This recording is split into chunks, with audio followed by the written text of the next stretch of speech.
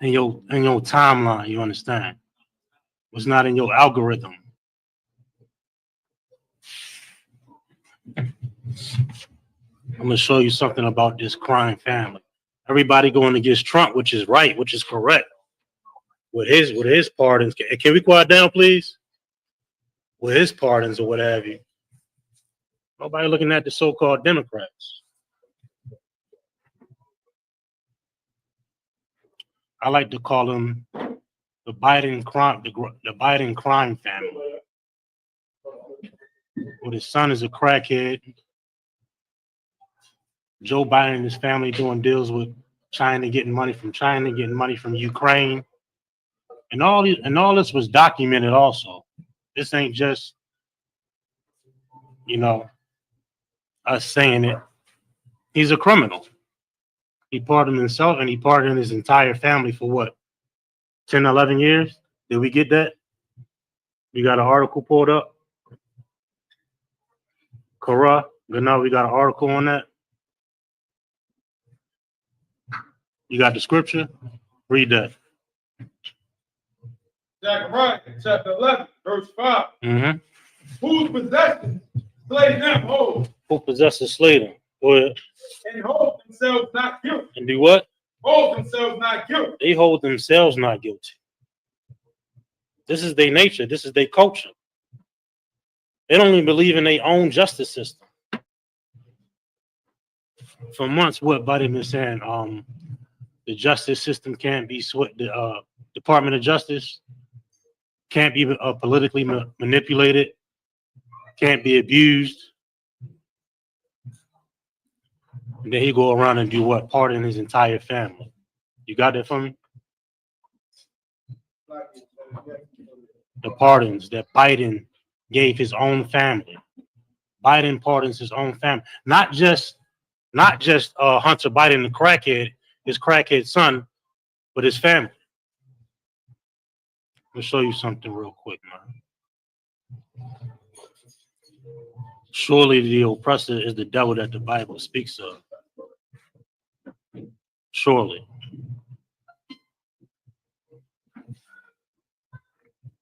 Show you something that your pastor told you to vote for Biden, and y'all put a family of criminals in the White House. Go ahead.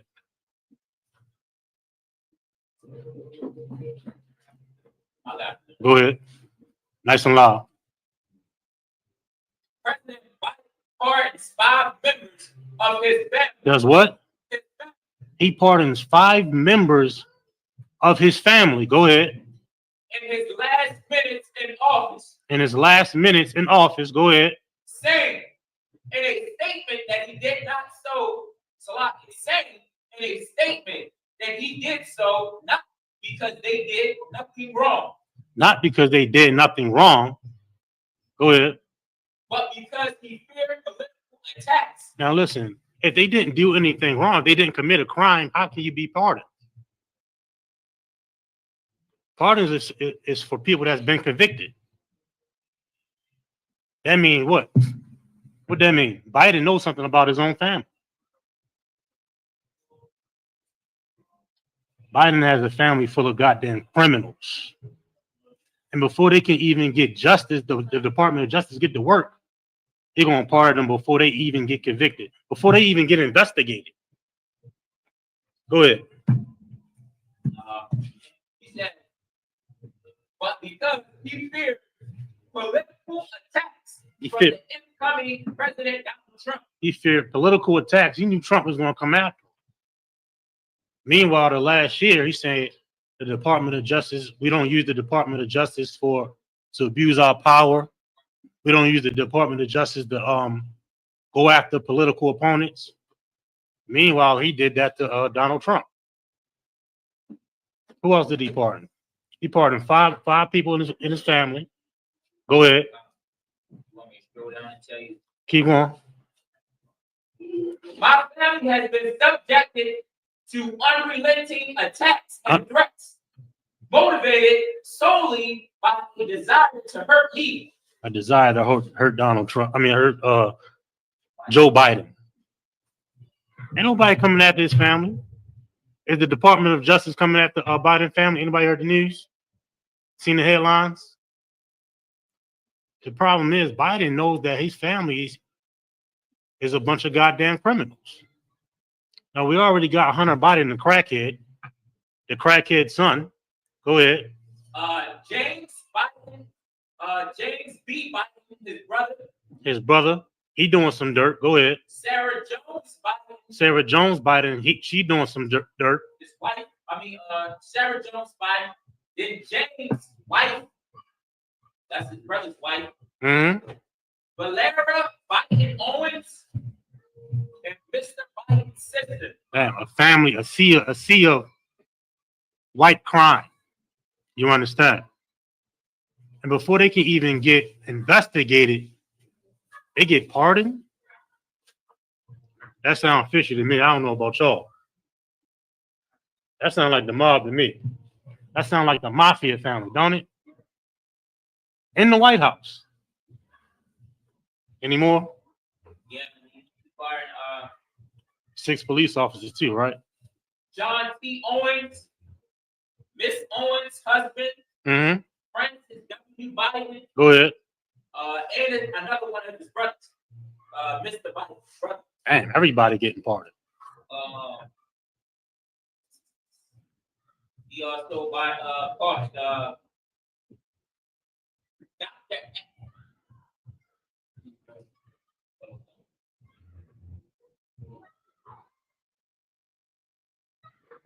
Okay, he pardoned Dr. Anthony Boston. Mm-hmm.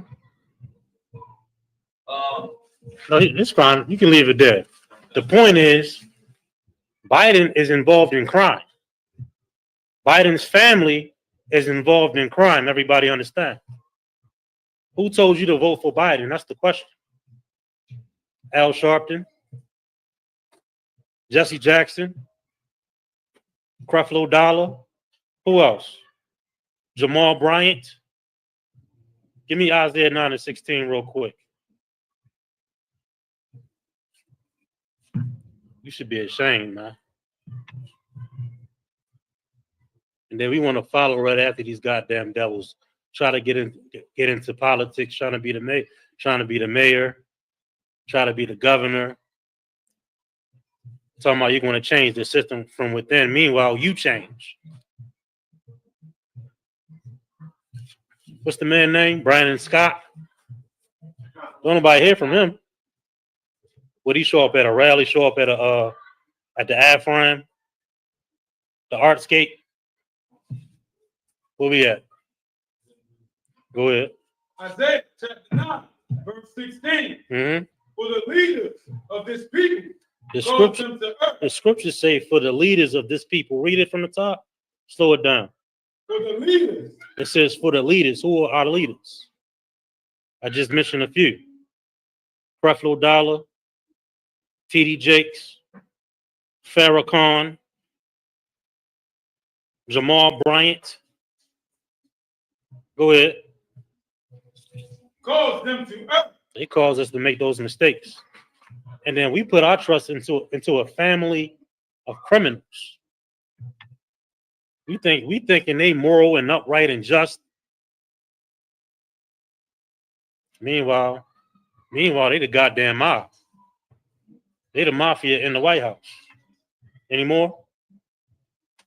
And they that let them are destroyed. And they that are led of them are destroyed. Who are led by them? Blacks, Hispanics, and Native Indians. We following these leaders that's sitting up in high places while we destroy it. While we in the ghettos of America. While we in the barrios, the reservations, the ghettos. They don't have no solutions for you, black man, Hispanic man, Native Indian man. But you can find the solutions to fix our nation here in the Israelite School of Universal Practical Knowledge under Commander Junior High. City.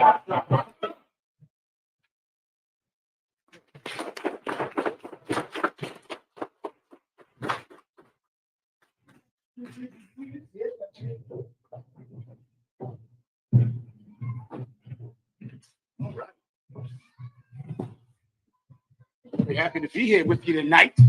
I'll answer all of your questions, solve all of your problems, all right? Whenever you're ready, I'll take the first questions in the room or online.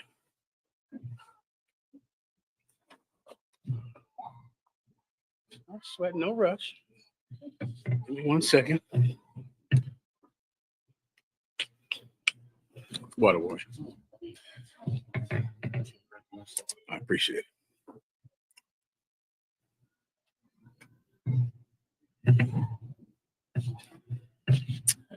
Okay, Baltimore. 1 second. Stand by. Los anuncios. Somos la escuela israelita. Nosotros somos la escuela israelita de conocimiento práctico universal. Comenzamos en 1 West de Calle 125, Harlem, Nueva York. Desde 1969, debajo del mando General Yahana. With that, if anyone has any questions, I'll take them now. I'll take the questions online. Tonight's topic will be the destruction of the Black and Hispanic family and what part you have played in it. That will be tonight's topic. Most of us know what everyone else is doing in the Black and Hispanic family to destroy the neighborhood. So many of us complain about it our entire lives. Your mothers and your fathers complained about it. Your grandmothers and grandfathers complained about those kids on the block, about those boys on the corner. But what most of your parents never knew and never wanted to face is the part that they played in destroying the neighborhood, in destroying the Black and Hispanic family. We're going to go into that tonight, all right? Everybody understands? No questions. Everybody's good to go. Go ahead, Warrior. General breakdown on Micah chapter 7, verse 5, sir. No problem. Whenever you're ready. Trust ye not in a friend. Put ye not confidence in a God. Keep going. Keep the doors of thy mouth from her that lieth in thy bosom. The point is that last verse. The last verse is speaking about the people in your life that are very close to you, but not good for you. And so many of us have those people in our lives. Most of the time, they're people we choose. Many times, they are people that we have not chosen, but they're still in our lives. Mainly the people, your family members, the people who you love, you're close to them, but you can't trust them. And that's what you have to understand about having family members and friends who do not obey the Lord our God. And because of your attachment to them, you'll trust them. You'll believe them. You'll do what they want you to do. You'll yield to what they think is right and what they think is wrong. And of course, then you will betray the Lord your God. And then, of course, the last one, the one you trust the most, is that woman that lays next to you in bed. You trust her the most above all of your friends, above all of your guides. But of course, she does not love the Lord because you married some slut because she had a big butt, right? Or basically because she was easy to have sex with. That's mainly the biggest, most important quality in a woman for a man, is being easily attainable, which is why women try to make sure that you know that they are easily attainable. They'll make sure they have Instagram posts and make sure they can go on the internet to let every man know, listen, it's not hard to have sex with me. If you're wondering, I'm easy to have sex with, because women know that that is exactly what you're looking for. So you can't trust her. She's in your bed, but you can't trust her. This friend that you have, because he's so close to you, and because of that, you listen to every word he says, you can't trust him. General Yana always taught us that Blacks and Hispanics don't know the difference between a friend and an accomplice. Like, to us, that's like the same thing. I remember it being like the exact same thing. Because you get high with him, that doesn't mean he's your best friend. But in your mind, whoever you get high with is your best friend. Whoever you did that robbery with, whoever you stole with, whoever you cut class with and went and did some mischief, that is your buddy. That's an accomplice, brothers and sisters. You understand? That's not a friend. All right. So you can't trust them, which is the point of this, Warrior. All right. No sweat. Up front up. I'm ready. There's a question in the chat from Mm-hmm. He said, Salaki Mali will Please. all humanity Please. Humility. May I have a detailed breakdown of Hebrews chapter 13, verse 16 through 18. Baba Kushal. My mom and brother had asked me, It's all right. had asked why I followed after men, and I gave them this scripture, the water. Who asked him that? His mom and his brother, sir. His mom and his brother. His mom and his brother said he shouldn't listen to men. Why does he follow after men? And I would assume that means they believe he should not follow after man, correct? Ask him, is his brother a man? Let's see his response. All right. I'll move on to the next question. I don't have any questions in the room. Everybody's good to go. I'm sorry. You want to go, Warrior? Go ahead. Oh, young brother right here. You got a question, Art? Please. Mm-hmm. What's the difference from a kiss as in like a dap up and or from a real kiss? I got you. Okay, the difference is in that over time, the meaning of the word has changed. Now, today, a kiss is on the lips, done with your lips, right? That's what everyone says is a kiss. But a long time ago, the language was different, and a kiss meant a touch. You get my point? Like, I think I remember when I was a kid, if we almost hit the curb with a car, we would say like it kissed the curb or it kissed another car. I remember that saying, right? Well, when you read the Bible a long time ago, remember it was thousands of years ago. A kiss just meant a touch. You understand? There's another word, the word gay. You've heard that word before, right? Gay. A long time ago, gay meant happy. That's what it meant. Gay did not mean some sexual deviant, some pervert. Gay meant you were happy. But over time, the meaning of the word has changed. So the difference is in time. A long time ago, a kiss just meant a touch. And so when the Bible says greet every brother with a holy kiss, it means you touch him because you would only allow someone who you trusted to touch you. You understand? You would never go and hug someone who you didn't trust. And so that was considered a kiss because of the language being different a long time ago. You understand? Most sign Christ. Give him a hand. Well said. Well done. Okay. Ready to rock. Anything else? Did the brother answer the question? See, we online. Did he answer the question? Go ahead. Okay, give him a. Let me get the brother right here. Hold that question. Get it on deck, and I'll get it next. All right. Go ahead, Warwick. I'm sorry. Go ahead, brother. You want to say something? 1 second. I'm sorry. Go. Is your brother a man? Correct. That was it.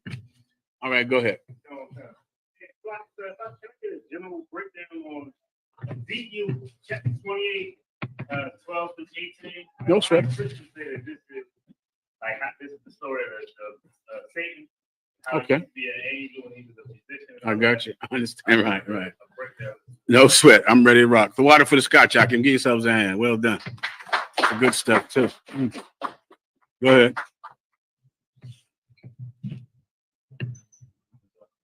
Mm-hmm. This is Ezekiel chapter 28, verse 12. Son of man, take up a lamentation upon the king of tyrants, and say unto him, thus saith the Lord, God, thou sealest of the sun, full of wisdom and perfect in beauty. Verse 13. Thou hast been in Eden, the garden of God.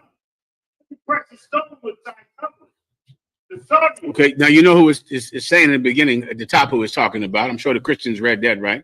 The king of Tyrus is speaking about Tyre and Zidon, right? And when it says thou hast been in Eden, it's talking about those trees round about the garden. Are you familiar with that in the book of Genesis? Right? There were trees round about the garden. Those trees were family trees, meaning they were people, right? So you had two people who were the chosen people of God, Adam and his wife, and then their children that came after them. And then you had other people. You had other family trees around about that garden.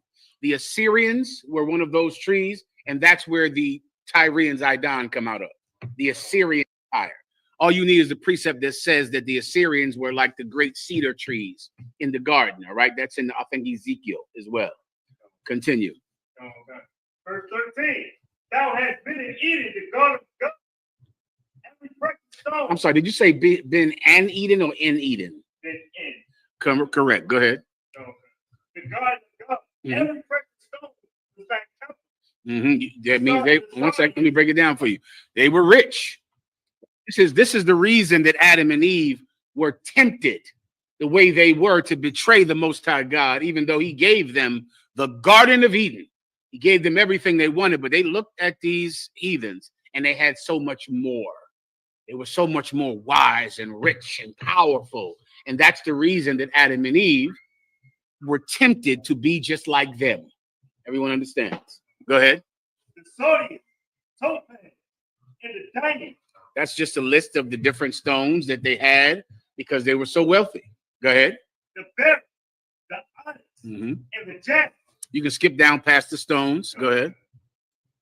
The workmanship, thy tabrets, and blood, and of thy pipe was prepared to thee in the day. I'm listening. Go ahead. In the day that thou was created. That's speaking about the instruments, meaning the pipes, like like those things that are on an organ, those pipes, right? And the tabrons is where you get the tambourine, right? The tambourine is that's where that name comes from. Keep going. Verse 15. Thou hast walked up. Verse 14.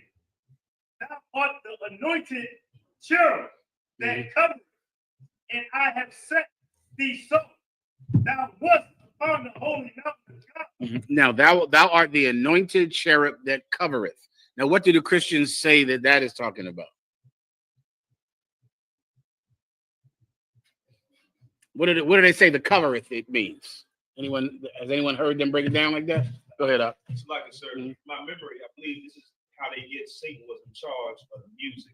He's the angel. I got you. But what's the covereth part? What do they say? The cherub that covereth. What do they think that's talking about? I'm not sure, sir. No. Go ahead, Warrior. Right, so if I remember in the Christian church, they used to say that was the angel that was like before the throne, that covered the throne. I remember They said that he covers the throne of God. Did they refer to any precept? Of course, because that is not what it's talking about at all. What he's referring to is the cherub, those cherubs at the four corners of the Ark of the Covenant, right? And it's called the covering of the Ark of the Covenant, or the seat of the Ark of the Covenant, because it covers the Ark of the Covenant, and that's in the Bible. That's what it says in the Bible. All right. It's not talking about Satan becoming some angel and playing music. For the life of me, I don't know why they play so much damn music in that church. They have to run that one down to me, because if all this is about pipes and tambourines that are from Satan, then the church is full of tambourines and full of pipes. So they'd have to explain that to me. But of course, this is not talking about some fairy tale that you tell a child right before you molest him. That's not what this is about. All right, continue. And I have set thee so. What's the Can I give you? It's talking about how rich he is. That's it.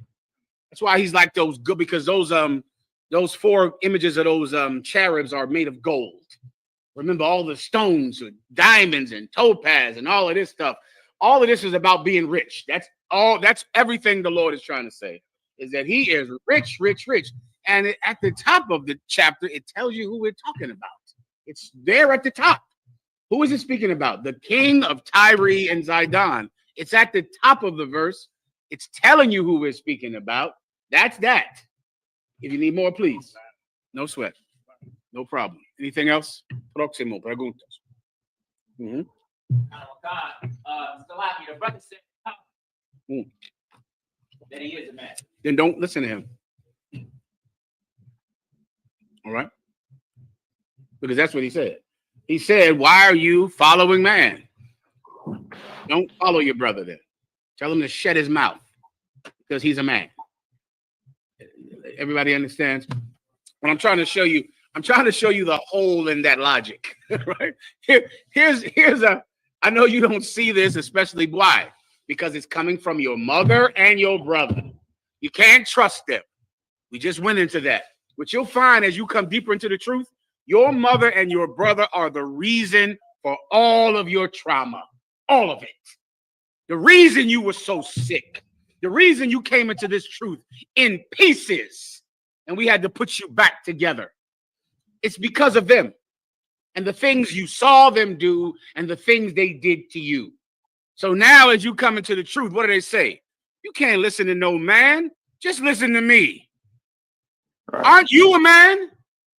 If I can't listen to a man, why do I have to listen to my brother who is a man? See, there's a hole in that logic.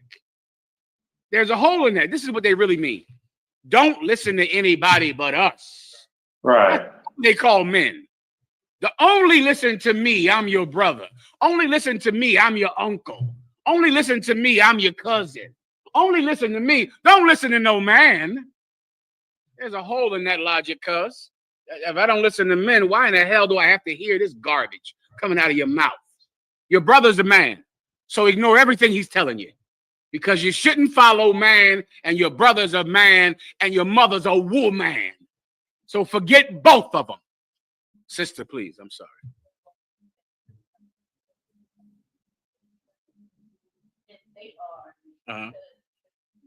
Give her a hand. That's what they say. That's exactly what they said. And I'll explain that. And that's one I've heard so much throughout the years. Your family, you think you're better than us. Let's see, we got some good candy here for the children. There y'all go. Boy, take this around to the sisters, please. See if they want a nice piece of chocolate or some chips or something. All right, take it as you want. Okay, go ahead. Y'all need that. See if the kids need some too, all right? So now, what they really mean by this is, you make me feel guilty for what I'm doing. You think you're better than us. When your mother and your father and your cousins and people in your life that when you were in the world, when they see you becoming a righteous person, you make them feel bad. They feel guilty. And so they say, you think you're better than me, because in their mind, they know that you are better than them. They know it, and it makes them feel bad. So they want you to stop. Stop making me feel get rid of my conscience. Stop hurting my conscience by how your righteous life. Act like I taught you to act. Act the way I act. Behave like me. They're the reason for your trauma. Brother, I've done so much research on Baltimore throughout the years. Every time I come down here, I refresh myself with Baltimore research. And it is the same research every year. It's just the same. It's a perpetual place of drug addiction and murder. And it never changes, my God, since the 70s? Since the 70s. And I heard the same thing today in my research that I heard back in the goddamn 90s. That the epidemic of children who are murderers in this city. It's like it's strange even in other cities with a lot of murders. The age of the murderers in this city, how young they are. I'm talking 12 years old. I mean, an epidemic of a 12-year-old that just is killing everyone. It has so many murders. And the parents can't do anything about it. And the jail system is so overpopulated that there's nothing anyone can do at all. And before you know it, this mayor gets so angry that they go do something cruel and overzealous the way they did during the Freddie Gray incident back in the day. But they're trying to fight crime. Then the police just begin to beat up every young person. The police just arrest every young person, every black male that's 12 years old to 17, they throw in jail if they see him walking down the street, all in an effort to stop the death, the crime, the drugs, and the murder in this city. And here's the one thing that no one does in this city. You have to be a better parent. And because you're a terrible parent, these children kill each other. And the police can't stop it. The jails aren't big enough because you refuse to stop having sex with every man when you're drunk. So because of that, you have 5 baby daddies. All of them are alcoholics. You're an alcoholic, and your child, his life is over by the time he's 15. You're the reason for the children killing each other. It's you. It's all of your arguing that you do when you're drunk, when you're high. So now your child has to sit and look at his drunk father pissing on himself every day. What do you think that child is going to do? Be a hero?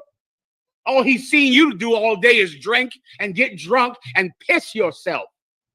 What life is he going to have? What chance does that little boy have?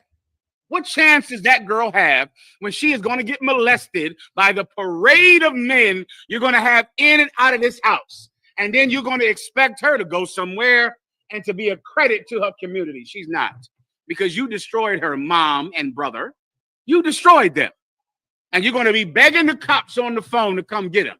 You got one of those parents, when the minute you've watched them, you've been molested by their boyfriend, you've watched them fight constantly, day and night. And then when you get out of control, your mom is going to call the cops on you. She's going to say, come get him. Come get him. I can't do nothing about it. You created him. You made that monster that's in that child. Tonight, we're going to go over it. I'm going to give you every precept about the things that you've done to destroy your children. We're going to talk about being a stinking, disgusting alcoholic. Being an alcoholic is a thing that is so crippling in your soul that it will be passed from generation to generation. The white man now had to reclassify it as a disease that's passed genetically. Genetically, because before you know it, what did he see? Time after time, father to son, mother to daughter, over and over and over again, everyone is an alcoholic. Every last one of them, because they pass that sickness, that misery, and the cure for the misery, the cure for the sickness. You pass it down to your children. Your child is going to be an alcoholic. That's what's going to happen. Your child is going to be an alcoholic. Oh, your daughter is going to be an alcoholic, and you know what that means, right? Your daughter is going to be a whore, so she can get more drinks, because she's going to be like mom. She's going to be like her dad. She's going to be just like you. You're going to change the way that you raise these children up. And please believe this, you are not going to have that behavior in the Israelite school of UPK. There is no one in this school more important than the reputation that Commanding General Yohana has built throughout the years, since 1969. I pray you understand. I know how you got like this. Your mom, your uncles, your friends, your high school buddies, right? The people you trust, right? The people that you trust. The people, your homeboys, right? They were there for you when you was at your rough times, right? Weren't they? Oh, your homeboys were there for you. I know they were. I know that. I know they were always someone that would give you coke. I know they would. They were there for you. They were with you. Some good brothers, man. Some real good brothers. Those brothers are the reason that your children are never going to make it. Them. And we're going to destroy the thought of them. We're going to wipe away any love that you have for them, any feeling of nostalgia that you have for the past. That has to go. It's an enemy to your future. I pray you understand. Please, let me get the answer to the next question, all right? The next question is from Zabat Karaya. She said, Shalom Yahweh Ba'ashim Yahweh Shah Barakatah. Can I get a general breakdown on 2nd Esdras, chapter 13, verse 52 to 53? No problem. If the brother needs me to, I'll break down that following man precept. I'll do it for him, all right? I just want him to take that back to his brother. As long as he promises me he's going to go back to his brother and say, well, are you a man? Say that to your brother. And when your brother says, huh? What? Huh? Then just say it again. Are you a man? The brother will say, yeah. Then you say, get out of my effing face then. Since you're a man, I'm not listening to you. And then I'll give you the breakdown of what it actually is talking about. Go ahead, Art. So the same brother, he put a comment and he said, if I may, my Lord, please. And they didn't tell me don't follow man. Oh. They asked, why did I follow man? Well, why do they think that you are following man? Because you're not following man. So why do they think that you're following man?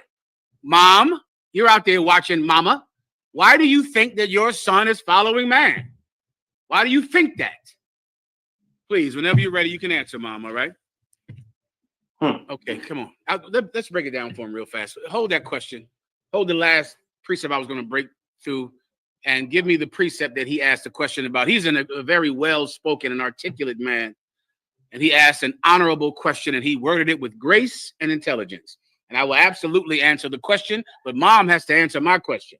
Why do they think that he is following man? All right, go ahead. Hebrews chapter 13, verse 16 and 18. Whenever you're ready. Hebrews chapter 13, verse 16. But to do good and to communicate, forget not, for which such sacrifice. Is this the man one?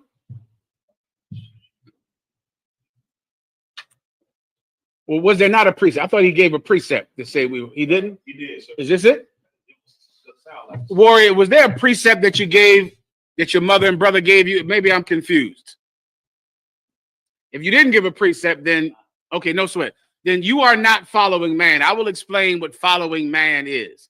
Following man does not mean following a man. Following man means following the society, which is why it's worded like man.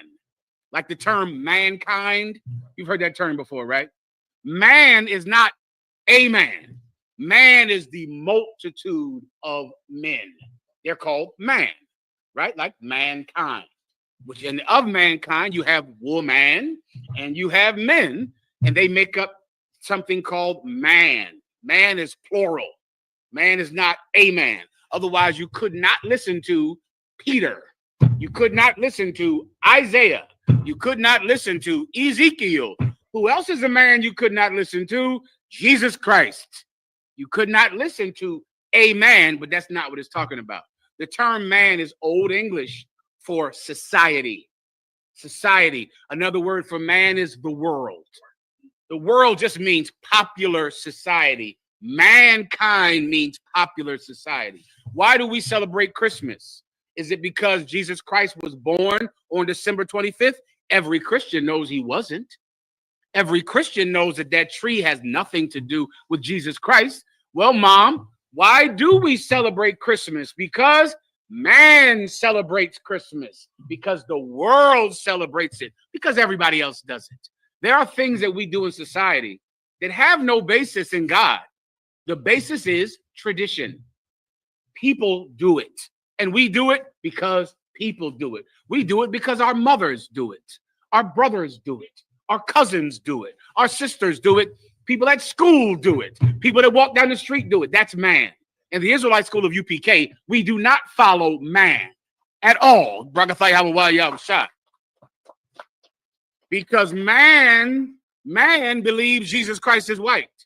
Man celebrates Christmas. Man celebrates New Year's Eve. Man celebrates Thanksgiving. Man sells drugs. Man murder each other. Mankind murders the weak because they're stronger. Mankind doesn't care about arguing in front of their child. Mankind doesn't care about that. Everyone does that, don't they? Isn't that what everyone does? Don't you just do what everyone does? That's the only criteria in your life. Does everybody else do it? So you do it. You do it. You do what everyone else does. Everyone else is man. What we follow in here are the men of God. Mama, look that up in the Bible.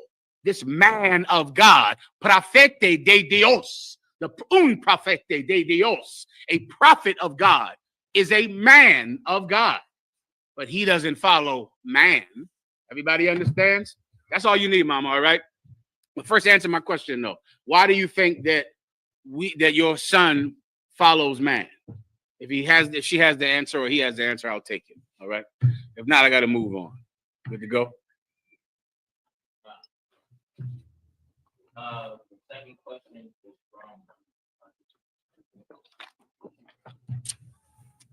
Second question was from Zabat Barak. She said, Shalom, Yahweh, can I get a general breakdown of 2nd Esdras, chapter 13, verse 52 through 53? No problem, warrior. I'm ready. If anyone wants to eat, y'all know y'all can get down, right? Just go ahead and grab your plates, all right? Go ahead. 2nd Esdras, chapter 13, verse 52. And he said unto me, like as thou canst neither seek out nor know the things that are in the deep of the sea, even so can no man upon earth see my son, or those that be with him, but in the daytime. But in the daytime. What this precept is speaking about, this is a prophecy. Where is this at? This is 2nd Esdras, chapter 13. Right. This is a prophecy about Jesus Christ, right? This is a prophecy telling you about how Jesus Christ will live, and how he will be received, meaning that men aren't going to be able to see him. Now, if you're black or Hispanic, you know what that means, right? These people can't see Jesus Christ, meaning they don't understand him. They don't see him. The only way they'll be able to see him is in the day. What does that mean? In the day, when the sun comes out, when the light is out, then they'll see him and the men with him. Meaning Jesus Christ will be a man that no one will understand, no one will believe, everyone will hate until the light comes on, until the sun starts to shine. Then everyone will know that this man who we persecuted and killed because we thought he was evil, this man is actually the king of the nation of Israel. That's when the sun is out. That's when the light is on. This is a prophecy about him, and that happened. That was in the book of Ezra, but in the Old Testament, but that happened to Jesus Christ when he walked the earth. They couldn't see him. They couldn't understand him until the light came on. Everyone understands. All right, anything else? Then otra vez, please. Warrior, one more, please. Warrior, if you don't mind. Do your thing, all right? Another chaser, too, if you got it, all right? I appreciate you throughout. I ain't see it over there. I could have did it myself. I didn't notice the bottle there. But do your thing. You know, the bottle's right here, right? Rock it out. Come on. Go ahead. Whenever you're ready. Please. Let me get the brother in the room. Go ahead. Want to say the same verse? Mm-hmm.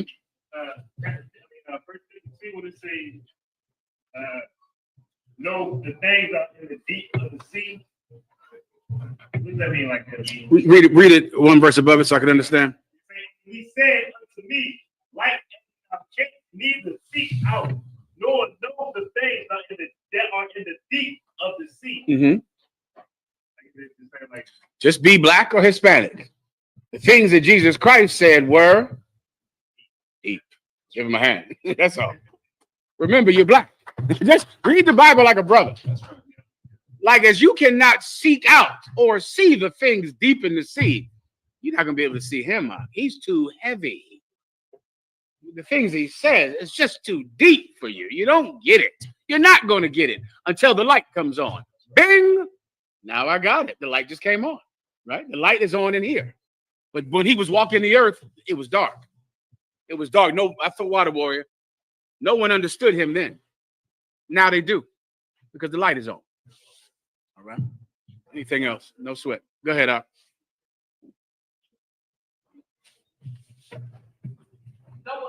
Officer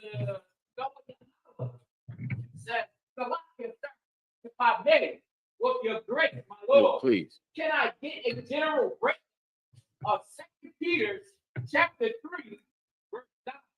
Why, sir? It would be an honor to serve you, brother. Once again, you asked an extremely eloquent and graceful question, and I'd be honored to help you in any way that I can. Go ahead and please start for the brother, all right? Also, someone else, we're going to go in Ecclesiasticus. You reminded me. 31, I think we're going to start at 30. We're going to go into that. Also, Warrior, I need that video of that of the science experiment done with mice and cocaine. Whenever you get a chance, all right? This is 2 Peter chapter 3, verse 9. The Lord is not slack concerning his promise, Mm-hmm. as some men count slackness, Mm-hmm. but is long suffering to usward. He wants me just to break this down. Okay, it's speaking about being lazy.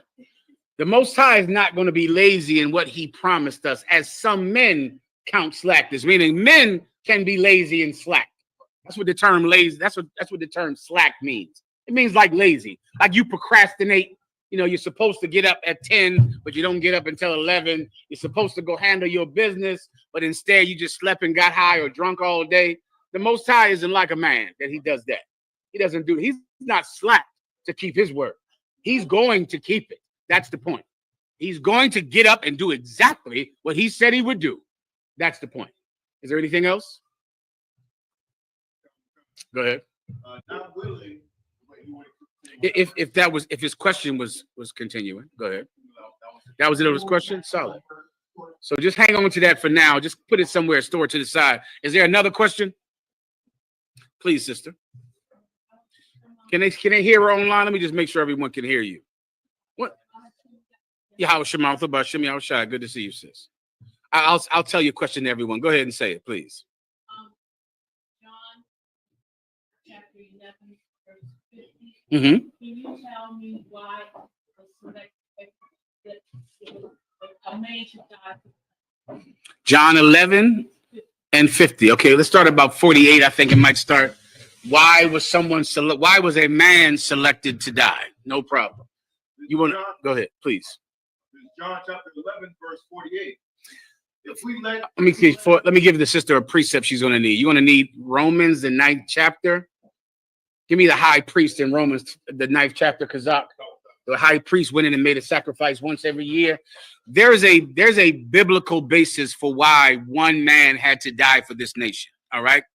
And the reason one man had to die for this nation is to do something that the law was unable to do when animals died for this nation. There was a time when animals died every time you committed a sin. A goat or a sheep or a turtle dove, which is just a dove. A bull would die, similar to the way that we pay fines today if we commit a crime. You get the point, right? You commit a crime, you go to court, brothers, you got to pay a fine, which is all court is about. Court is about just ripping all of the money you have out of your pockets, right? You get a ticket, a speeding ticket. It costs $300. Then this court costs. You go to jail. You got to pay for the time you were in jail. You got to give them money for the time that they kept you in jail, right? To pay for your food and to pay for everything you had in jail. So that's a system where you commit a crime and you give up money. That's what the sacrifice law was. You gave up your goat, your best bull.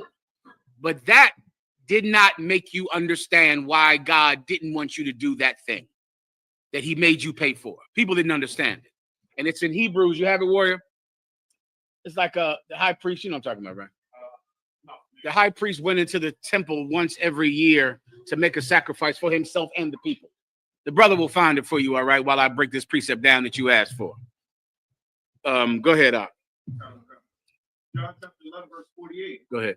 If we let him thus alone, all men will believe on him, and the Romans shall come and take away both our place and the nation. So just to make you understand their logic, their calculation, this is the Sadducee and Pharisee speaking about Jesus Christ. And they're trying to decide what to do with him because people are beginning to believe in him. Remember, he rose Lazarus from the dead. And when he rose Lazarus from the dead, you can imagine how famous he got. It was so amazing. They waved palms at him when he came into Jerusalem on an ass's colt, on a young donkey. The people came out and waved palms at him to signify that we are your servants. The Sadducee and Pharisee saw that. They were so afraid of it, they went and tried to kill Lazarus again. Did you know about that? They went and tried to kill him again, which tells you how scared they were that people would believe on him because of his miracles. So they had a meeting. They're having a meeting and they're trying to decide, what are we going to do about this cat? Now read it from right there again. Go ahead. We let him thus alone, If we don't do anything, if we leave him alone, go ahead. all men will believe on him. Everyone is going to believe on him because he's doing miracles, raising the dead, healing the sick. And his words are against the Roman Empire. Like imagine doing a miracle, which is the proof that God is with you, but your words are completely radical to the government. The Roman Empire did not like what he was saying. And because of that, the Pharisee did not like what he was saying. So they said, if we leave him alone, go ahead. And the Romans shall come and take away both our place and the nation. Do you understand what that means, sis? Break it down for me. If we don't do anything to this man, everybody will believe on him, and then to get them, the Pharisees and the Sadducees. Well, it said the Romans will come and take away our place and our nation. So if everybody believes in Christ, who will the people rebel against? Sister. It's right in front of you. Say it one more time. If everybody believes in Christ, the people will say again. Give her a hand. Listen. Now, what does that tell you about what Jesus Christ taught? But he taught against law in Rome. He taught against what? The ways of the Roman Empire. He taught against Rome. Rome. Give her a hand. He would have had to, right? Because otherwise, why would the Romans come and take away everything if they believed on him? Because Jesus Christ was absolutely a black radical. He was absolutely a black radical, absolutely a Hispanic radical. That's why the Sadducee knew that if we follow this man, the Romans are going to kill all of us. Now that should make you understand how people feel about us. Even fake Israelite groups think that we are what? Nuts and crazy and radical out of our damn mind. Everyone thinks that. They thought that about him too. Now you also should understand why that preacher got up there at that inauguration and said, he's Jesus and Jesus and Jesus. That preacher is trying to save your life. Do you understand? Martin Luther King was trying to save your life. They're terrified of white people, terrified of them. And they behave in a way that makes white people comfortable. Jesus Christ, however, did not behave in that way. You get me now, right? Read it from the top and keep reading. Go ahead, warrior. Hold that throughout it. Keep going again. John 11:48. If we let him thus alone, all men will believe on him, and the Romans shall come and take away both our place and nation. What's their place? Their position as being leader of the Jews. The Romans are going to take away their place. Why will the Romans take away their place? Whoever can give me this, I'll be impressed with it. Why would people following Christ make the Romans get these Sadducees out of their place? Do you know, sis? If not, I'll ask around. Well, first of all, what's their place? Like a city within. Not like place means their position. Leaders. The Romans will take away their position if the people believe in Christ. Who put them in that position in the first place? Give her a hand. You understand? They know your preacher is in that position because white people made him in charge of black people.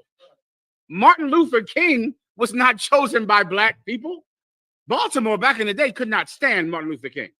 Baltimore has always been a black radical city forever.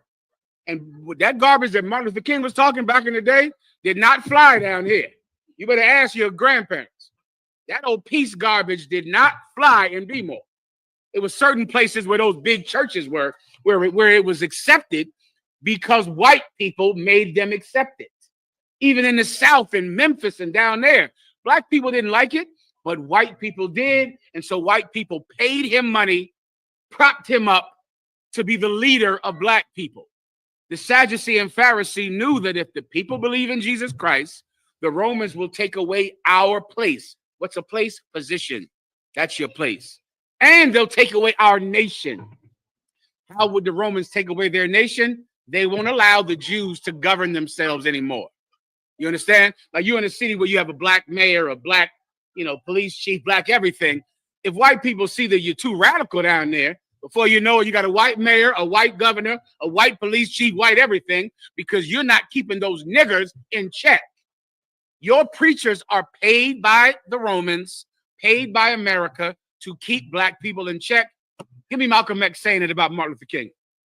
Pause 1 second, sis, and I'm going to break this all the way down for you nice and flat, all right? We'll keep going while the brother is finding it. Keep reading the precept, please. Verse 49. And one of them named Caiaphas. So now this was this cat, Caiaphas, not this one, the one with Malcolm X. This was one of the chief priests named Caiaphas. He was in charge at that time. And he had an idea. He said, what? Go ahead. Being the high priest that same year, Mhm. said unto them, ye know nothing at all. He said what? Ye know nothing at all. He told them, man, you don't even understand. We're not leaving him alone. We can't leave him alone. Because why? Because if we leave him alone, we're going to lose our job and the Romans will govern us directly. They're not going to let us govern ourselves anymore. Continue. Verse 50. Nor consider that it is expedient for us. It is what? Nor consider that it is expedient for What us. does the term expedient mean? Expedient means efficient. It makes sense. It is expedient for us. Go ahead. I'll give you a second. Go ahead. Nor consider that it is expedient for us that one man should die for the people. One man should what? Should die for the people. So this is just their logic. Their logic is, instead of the Romans coming and us losing our job, them putting a Roman governor over Jerusalem, it's better that we kill this cat, and so we can keep our jobs and keep governing ourselves. It just makes sense. Now let me play for you Malcolm X saying the exact same thing about Martin Luther King. Go ahead and play it out whenever you're ready.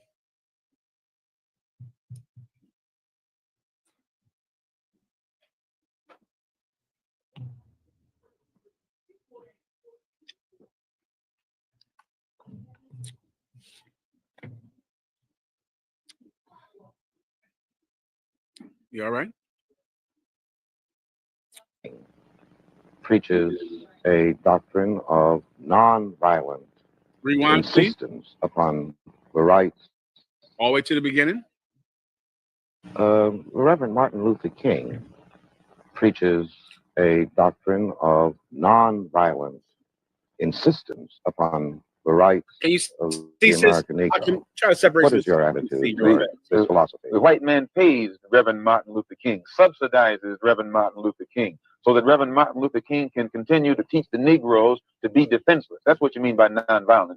Be defenseless. Be defenseless in the face of one of the most cruel beasts that has ever taken the people into captivity. That's this American white man. And they have proved it throughout the country by the police dogs and the police clubs. 100 years ago, they used to put on a white sheet and use a bloodhound against Negroes. Today, they have taken off the white sheet and put on police uniforms. They've traded in the bloodhound for police dogs, and they're still doing the same thing. And just as Uncle Tom, back during slavery, used to keep the Negroes from resisting the bloodhound or resisting the Ku Klux Klan by teaching them to love their enemy or pray for those who use them despitefully. Today, Martin Luther King is just a 20th century or modern Uncle Tom or a religious Uncle Tom who is doing the same thing today to keep Negroes defenseless in the face of attack that Uncle Tom did on the plantation to keep those Negroes defenseless in the face of the attacks of the Klan in that day. Everybody understands. Like Today, Martin Luther King is an Uncle Tom. Every preacher that comes up after him is an Uncle Tom. Jesus Christ was not an Uncle Tom. And that's why he was so dangerous to the leaders of Israel, because if every man believes in them, the Romans will come, take away our place and our nation. Caiaphas said, listen, I have a better idea. It's better, it's more efficient that one man dies and the nation doesn't die. You understand? Because he didn't want the Romans to come in and kill everybody because the people were rebelling, because the people were acting up. Go ahead. Yes, he was. Caiaphas was the head priest. He was an absolute Hebrew. Correct. He was an Israelite. And he wanted to keep governing his country. He was the high priest. He had power and he had a position. He had a place.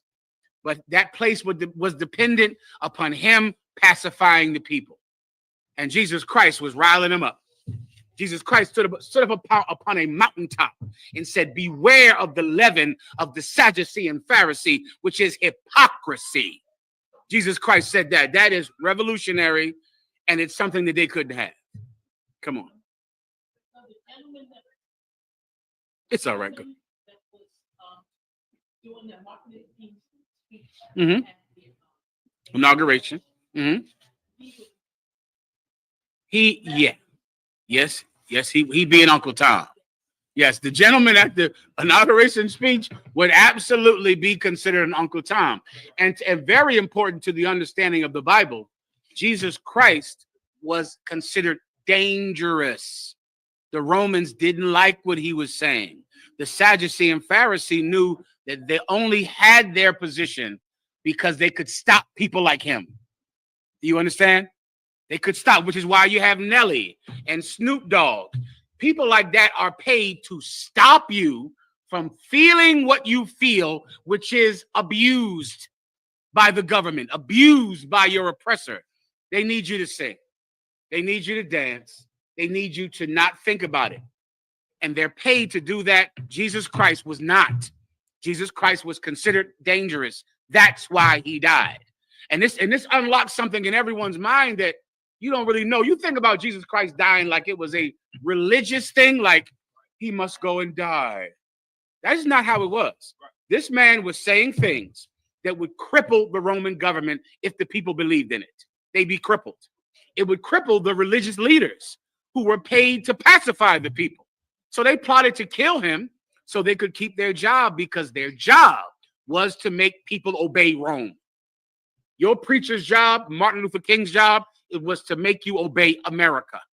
Over there in Great Britain, you have preachers over there. Those preachers' job are to make you obey the British government, to make you obey Downing Street, to make you obey Buckingham Palace. There is always a black or Hispanic or West Indian preacher whose job it is to make you behave like white people want you to behave. Jesus Christ was not that. That's why they killed him. Do you understand?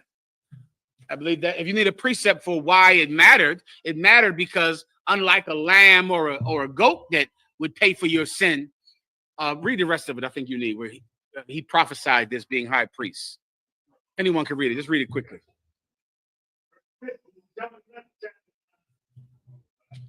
Verse 50. Mm-hmm. Nor consider that it is expedient for us that one man should die for the people, and that the whole nation perish not. Keep going. Verse 51. And this day he not of himself, but being high priest that year, he prophesied that Jesus should die for the nation. You see, he didn't realize what he was saying. He knew not this of himself, but because he was high priest, the Most High God spoke through him because he was in the place of it. He was in the position. And this is a prophecy of what this death actually meant. They thought they were killing him just to make sure the Romans didn't get mad, right? That's what they thought. But really what happened is that this man was going to die so that we could live, because he would pay for the crimes that we committed. Not like a lamb or a bull did, but like only a man could do. He would die as a martyr that we all would follow after his death. That's the difference. If a lamb or a goat dies, you lost your lamb, you lost your goat, right? You paid for it. Maybe you'll change. Most likely you won't. You just get another goat and you'll sin until you have no goats. But when a man dies for you, you get something in your heart that only that can do for you. You feel guilty. You feel responsible for his death. And because of that, now we all follow that martyr. We all follow that man. And God said, if we follow him, then he'll forgive us for what we've done. And that's what that death really meant. You understand, right? Good to go. You find that, where is it at? Hebrews So what? chapter 7, verses 26 to 28. So that's where you go to. That's where I just got that from the Bible. All right. Anything else? Sir, if I may, too, sir, just to bring your point home, Mhm. the book Medieval Europe, which you already know, sir. Most High correct. That's the historical record of the time.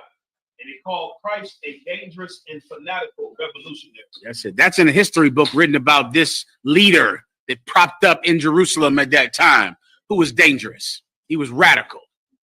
You get the point. He was one West, man. The entire spirit that we have in this school comes from him. That's where we get it from. The whole way we acted is so scary. It is so dangerous that makes mamas everywhere scared. That spirit comes from Christ. It's how he was. All right, where we at now? God, sir, we have one question from Captain Osh and the brother that you answered this question earlier. All right. His one of his family members responded. Please. Let me get Osh's first, and then let me get the brothers. This is IUPK Puerto Rico. ISUPK Puerto Rico. Go ahead. This is the sister is in the Dominican Republic. Tazaya Salah. Okay. Asks, Mhm. how can I confront my parents without being disrespectful so that they understand that the school is right? Okay. Sometimes there is no need to confront your parents. You should get some counsel very specifically from Captain Ashaparian about how to handle your parents. It depends on your age. Do you live with your parents? What's your relationship like with them? Ashaparim can give you a very specific counsel on how to deal with your parents based on your situation with them. If you live with them and you're, 15 or something like that, then you have to deal with them differently than if you don't live with them at all. And if you're grown, you'll find if you're grown, you don't need your mama's approval. If you're grown, you damn sure didn't ask her if you could sell drugs. That always kills me every time I hear that. You come in the truth, it's like, well, what if my mom doesn't approve of it? I don't think your mom approved of you having sex with that girl on that couch downstairs in the basement either. I don't think you asked. Did you ask her about smoking that weed? Like when you come into the truth, now you need your mom's approval. Now you can only do what mama says. I hear you. That's not, I don't think you thought like that though. I don't think your mom told you to go get in that gang or sell drugs or have sex with all them whores. You didn't ask her permission. You just did it. Well, what you'll find is when you come into the truth, sometimes you just got to go do it out. And mama is not going to like it. You don't have to confront her. Just do it anyway. Do it like you had sex with all them girls or when you gave out them blowjobs when you were a little girl and you're giving out blowjobs all through the high school. Did you say, Mom, should I give out the blowjob in gym class? No, you sure, Mom? Hey, Mom, should I sneak this boy in the house when you at work? Hey, sisters, did you ask your mom about that? Did you say, Mom, should I sneak this boy, climb through the goddamn window to the house and come in while you at work? You ain't asked your mom about that. You just did it. Well, when it comes to joining the UPK, just do it. Why ask her? What the hell? Now you need her permission. Now. This is the first time in your life you went to get permission from anything. Mom, should I fail every grade? I failed every grade, but I ain't asked. I went ahead and failed. I just went out and cut class. That's all. I never asked permission to cut class. Just join the school. Just do it. You don't got to confront her. Just do it anyway. Okay, but now besides that, talk to Captain Ashaparim and he'll tell you how to deal with your mother in more specific terms. Okay? All right, next. The question from Ayah Zahab, he said that his brother laughed and said he follows himself. Oh, well, there you go. Well, brother, you're a man. So if you follow yourself, you are still following man, according to you, brother. Right? If you follow yourself, you're a man. So ask the brother, is he a man? Say, are you a man? Then I got to move on because this is stupid. All right. Anything else? Go ahead. So we have a question from Barak Yahab. Mm-hmm. He said, Salam Yahalawa, if I may, get a breakdown of 1 Samuel chapter 18, verse 25 through 27. All right. No problem, Mark. Go ahead.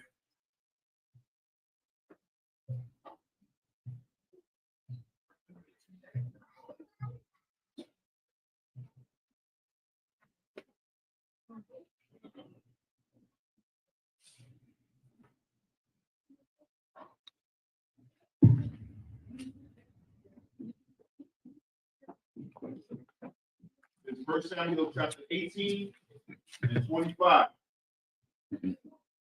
And Saul said, thus shall you say to David, the king desires not any dowry, but 100 foreskin of the Philistines, to be avenged of the king's enemies. He just wants a breakdown on this. This is when David killed Goliath, right? That's what it sounds like. When David killed Goliath and Saul was offering for whoever would step out on the field. Goliath is a big giant. Imagine this big cat. And this was done back in the day. This might have ended even in white society. This would go on during the time of the Greeks and the Romans, where if two armies were going to fight each other, there was a custom that instead of the armies fighting, you could pick one person out of each army. They would fight each other. Whoever won that fight would have to give up to the other one, right? And this is something that went on. This might have went on, a long time. I think it might have stopped with the Roman Empire. Well, Goliath did that. It was a time when the Israelites were about to battle the Philistines. And as is the custom, the Philistines said, instead of all of us fighting, you let your champion fight ours. So then their champion stepped out from among the Philistines, and goddamn, it was a 9-foot monster. I mean, you got to imagine imagine a giant basketball player, an African, whose head is touching the rim, but he's 300, 400 pounds. He is gigantic. His armor, you can't pick up. His helmet, you can't pick up. He stepped out in front of the Philistines and said, listen, just let the best of your men fight the best of mine. That's what the king of the Philistines said. And the best of his was Goliath. And so they're sitting out there, brother, waiting. And the Philistines are laughing at Israel, laughing because no Israelite would step up and fight this giant. None of them. Well, one day, David was this young cat who was taking food to his brothers. He was young and he would really not even be there. He would be tending to the sheep. But his father said, your brothers are out there about to fight the Philistines. Go run them some food. So David packed up some food to give it to his brothers. When David got there, he sees some giant standing in the middle of a field and nobody out there with him. And he said, what's going on out here? He said, yeah, that's Goliath. He challenged the whole army of Israel. And whoever fights him will get to marry Saul's daughter. And they will get gold and wealth and be Saul's king. And David said, well, why won't anybody fight him? And they said, and when he said this, his brother said, David, get out of here. Go back, leave, because I know how you are. That's what David's brother said to him, because David was just known to be a Judite that just liked to fight. He was a troublemaking Judite kid. And so when he said, well, why is it nobody will fight him? His brother said, leave, David, because I know how you are. David said, forget all this. David went and told somebody, listen, I'll fight him. I'll do it. You mean I'm going to get the girl? I'm going to get money? I'll do it. So then they heard him say it. They brought him before King Saul. And King Saul said this to him. Now, this is where we are right now. Go ahead and read it again. Verse 18 and 25. And Saul said, this thing got clipped out. I said something terrible, and this thing it done destroyed us up. I don't know. I didn't even say anything bad. I don't know what I said to destroy the whole internet. Go ahead. Thus shall he say to David, the king desires not any dowry, but 100 foreskin of the Philistines. Listen, the king, you want to marry my daughter? I don't want a dowry. Because remember, you paid a dowry if you wanted to marry someone's daughter. The king said, I don't want a dowry. I want 100 foreskins of the Philistines. That's what I want. I want you to go cut the skin off of their penises. I want them gone. It's a slang for he wants them to kill them. Because everyone else except for Israel was uncircumcised. So it's a way to say, you uncircumcised heathen, I'm going to take 100 of your foreskins. It's meaning I'm going to kill 100 of you. So Saul doesn't want money for his daughter. He wants the Philistines dead. That's what he wants. Keep going. To be avenged of the king's enemy. Mm-hmm. But Saul thought to make David fall by the hand of the Philistines. Okay, I think, no, I'm not. This is not the story of David and Goliath. This is farther out after David killed Goliath. This is when David was just he was now in the army of Israel. He was rough and tough and famous, and Saul was jealous of him. All right, that's what we're reading about now. What was the question in specific? This is not David and Goliath. This is afterwards. Go ahead. All right, so this is the time when King Saul wanted David to die because King Saul was jealous of David. He was jealous. David began to just be so powerful and rough. And remember, King Saul sinned against God when he refused to kill every last one of the Amalekites. And God was against King Saul. And King Saul knew that God had turned his back on him. And the Lord was facing David. David was shining and glowing and more powerful. And it began to make King Saul feel very threatened by him. So then he plotted on ways to just make David fail. He wanted David to die in a war. So he says, I don't want a dowry. I want you to go kill 100 Philistines, hoping that David would run out there, try to kill all these Philistines, and then David would get killed. You get my point? That's the point of this. Keep going. Let me know when we're done. Go ahead. Verse 26. And when his servants told David these words, it pleased David well to be the king's son-in-law, and the days were not expired. You see that? When David heard this, he said, great. You want 100 foreskins, you getting them. That's how David was. David was a man after the Lord's own heart, brother. David was a warrior. He was a goddamn warrior. He was a killer. That's who he was. He loved to fight. He loved it. It just brought him such pleasure to be able to have the Lord guide his hand in battle. So when he heard this, he was happy about it. Keep going. 7. Wherefore David arose, he and his men, and slew the Philistines 200 men. He did it. Saul thought he would get killed. Instead, the Philistines got killed. Keep going.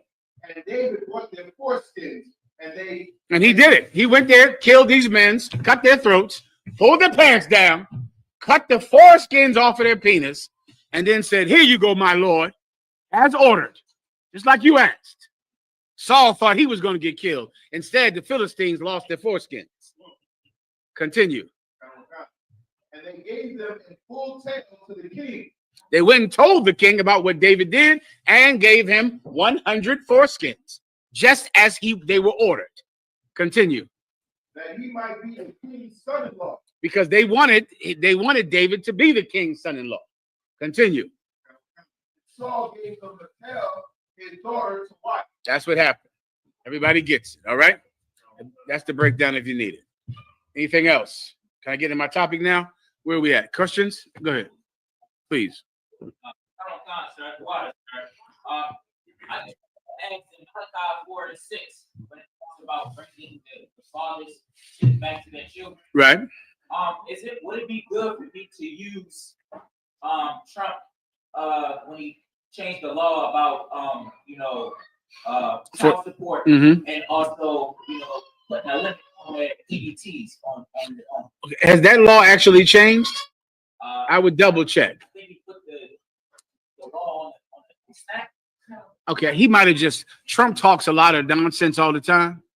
So you got to kind of differentiate between something he's saying and something that's happening. So he said that, but I don't know if that's an actual law yet, but someone can just Google it. This is what he did do. He repealed the 14th Amendment. The 14th Amendment is the thing that allows you to be an American because you were born here, right? Which is how blacks became Americans and how Hispanics became Americans because they were born here. He repealed that. So now if you're born here in America, they'll still deport you out of America. So your parents come from Mexico and you come here and you're born here, but your parents are born in Mexico. They deport you, they deport your parents and you because you're not an American citizen because your parents are Mexican. That's what Trump actually did. And Trump did something that he got rid of affirmative action, which is the only way that evil white people ever hired blacks and Hispanics because they were forced to hire you. The government forced white people to give you a job. Now they are not forced to give you a job anymore. So you're going to be more qualified than the white people, and you're not getting the job because no one is forcing them to. Trump actually did that. The thing you're talking about, I don't know if that actually happened, all right? But what's your point about it? The remembrance you said break that down for me. So my point was about the child support thing. He's giving the taxes of the children to the person that's on child support. That didn't happen. He said it. Unless someone can pull it up for me. Yeah, that's not true. Trump is a liar. So he's going to say a whole ton of mess. You got to sift through it to see which one is he just lying about and which one did he do. Trump did not change the child support laws. He did not do that. Trump also is not the one that gave Americans the COVID relief checks. Trump did not do that. That Biden did that. Trump did not do that at all. Trump repealed the 14th Amendment, which is he ended birthright citizenship, and Trump got rid of affirmative action. That he did. He did not change the child support laws to give the father the taxes. You're going to have to continue to do that tax scam you've been doing. You're going to have to keep on doing that. Okay, that scam you doing, you're going to have to do it again because Trump did not change the laws. All right? You just pass them kids around to everybody. The mom get one, the grandmom get a couple, she get one, the daddy get one, a few of the daddies, they might get a little bit of the check. Just continue your scam that you've been doing. All right. Anything else? Let me get the warrior right here. Go ahead. Can they hear him in somewhere? They can't hear him at all. Come on.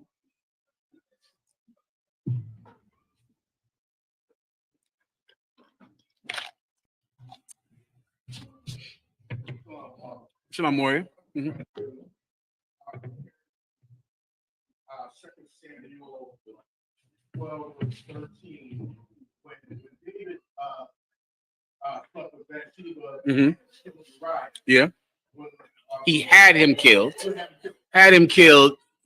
Right. You know, go ahead. So when David approached him and told him what would happen, right? He said,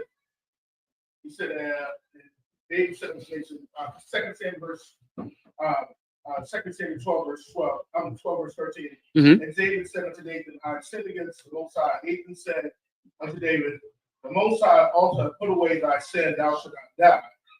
And then I'll compare that to 1 Samuel 15 when Saul had sinned. And it says, 1 Samuel 15, it says, and Samuel said to Saul, I will not return unto thee, thou hast rejected the word of the Most High, and the Most High hath rejected thee from being king over Israel. So my question is, how come when Saul sinned, the Most High completely rejected him as being king? But when David said, it said, the Most High put away his sin. I'll explain. Let me explain to everyone what your question is. There was a time in Israel, right, when King David had sex with another man's woman. He committed adultery. Then when the woman got pregnant, because the woman's husband was so loyal to him and so faithful, he sent the woman's husband to the front line of a battle, believing that he would get killed, so that then he could have his woman and have the child, and it would be lawful in the eyes of the people because they would think that he had the baby after the husband died. So he orchestrated this man's murder because he had sex with his wife. You understand? The prophet Nathan came in, made David understand what an evil thing he had done to take the one woman that this man had when David had many women. And this man was faithful and loyal to him. David fell on his face, and Nathan said, prepare for the Lord's judgment. David fasted for 3 days, didn't eat or drink, laid on the floor. At the end of the third day, they came in and they said, David, your son is dead. That was the Most High's judgment, was to take his son. And David's son died. The child he had from Bathsheba, the Most High killed. David got up, washed his clothes, and ate. That was the Most High's judgment. King Saul was a king over Israel before King David. King Saul was told to kill every last one of the people of Amalek that lived in this city. He said, kill all of them, kill the sheep, kill the lambs, kill every living thing, burn down the trees. When the prophet came in, he heard, bah, bah, bah. He said, what the F is this? Why am I hearing animals? You were told to kill everything here. King Saul said, well, you know how Israel is. They kept the best of the sheep. They kept the expensive sheep, the sheep you can make money with. And they also kept the king of Amalek, Agag. They didn't kill him either. Why not? Who knows? They kept the best of the sheep because they were expensive. Why did they keep the king alive? Who knows? Understand white people by getting this question right. Sister. Give her a hand. That's all you need to understand white people. Yeah. Agag alive, you can make money off of. Right? Because you can get a ransom for him. You can get some money for him. The sheep alive, you can sell. They kept the king of Amalek alive for money. Well, the prophet of God, I believe it was Samuel. Samuel said, because you've done this, the Lord thy God will no longer be with you. And he said, bring King Agag to me. King Agag came out there creeping, all slow. He said, surely the time of death is past. Surely you're not going to kill anybody else. You've killed all these other people. And the prophet Samuel, I could cry from even saying this because it's so beautiful to me. Samuel said, because as thy sword has made mothers childless, so shall thy mother be childless. And he took out his sword and he hacked him in pieces. And it's beautiful. It's just a beautiful, beautiful precept. He went to King Saul after that and he said, God is not going to be with you anymore because you did this. Then after that, King Saul felt guilty. King Saul realized that God was not with him.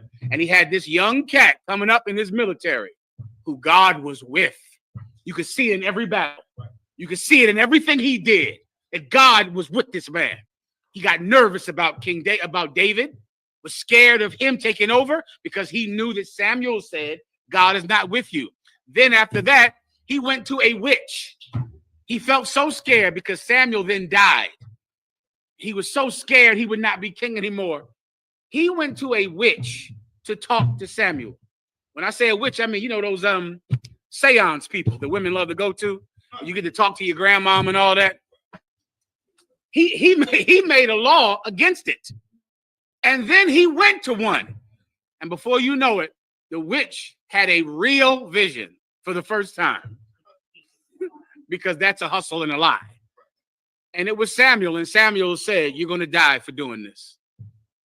And then he was killed by the Philistines. So to your question now, why did the Most High God allow David to be king and did not allow Saul to be king after he did this?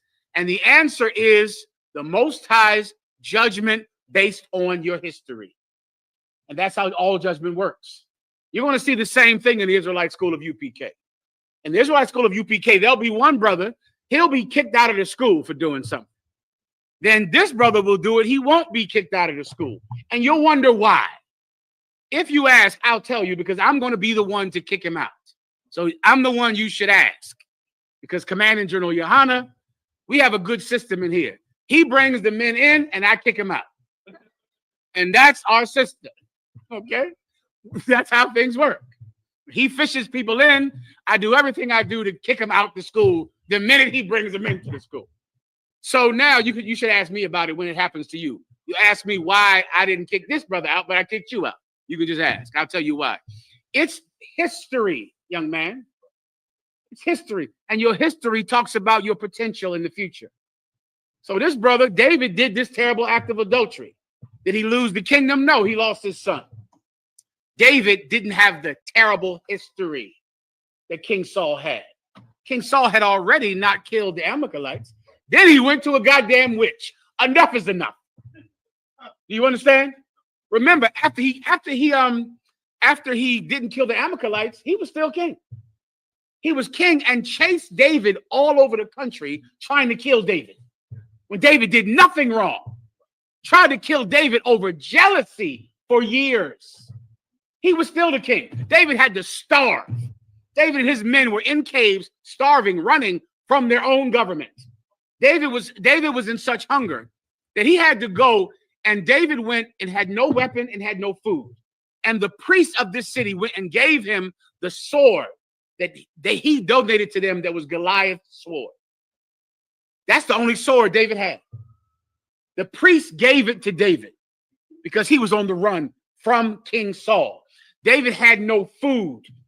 The priest gave him the showbread, which was unlawful for anyone to eat who was not a priest. They still gave it to David because David was starving, running from King Saul.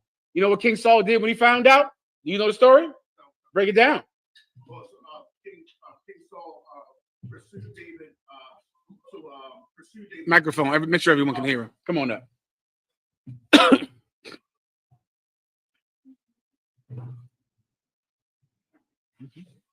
I think it was two parts. When Saul, when they gave the bread, Saul went and killed all those priests. Slow that part down because that matters that's his history, right? He was still king. This is after he did not kill Agag, did not kill all the sheep. He's still king. He's chasing David for nothing.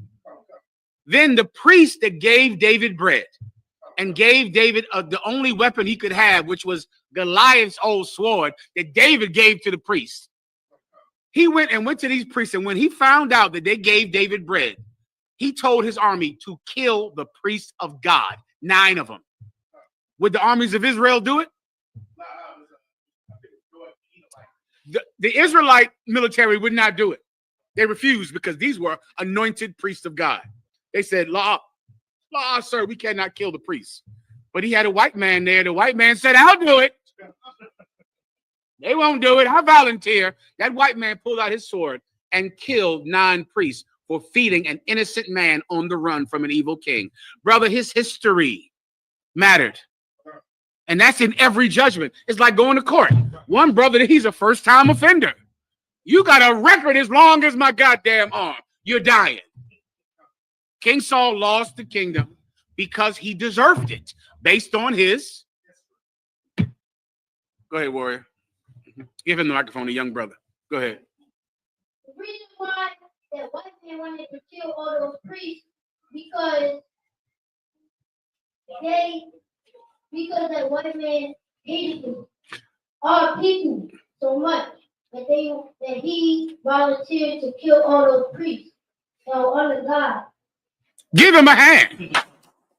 Because he's telling the goddamn truth.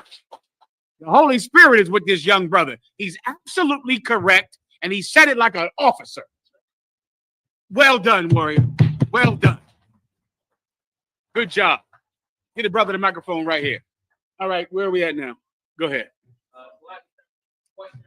Good to see. Shalom, brothers. Go ahead. Yeah, a question from headquarters. Go ahead, headquarters. All right, go ahead. This is the question from headquarters. They asked for a general breakdown of Deuteronomy chapter 32, verse 8 through 9. Go ahead. Deuteronomy 32 and 8. When the Most High divided the nations, their inheritance, when he separated the sons of Adam, he set the bounds of the people according to the number of the children of Israel. Verse 9. For the Lord's portion is his people. Jacob is the lot of his inheritance. He wants me to just break this down for him. Okay, this is like explaining how the Most High distributes the land on the earth. Meaning the Israelites get the first portion of land. So first the Israelites are given their land, and then based on that, the heathens get whatever's left. That's what this precept is saying. So the first thing is we got this whole planet Earth, right? First, we got to make sure that the children of God get their portion of the land.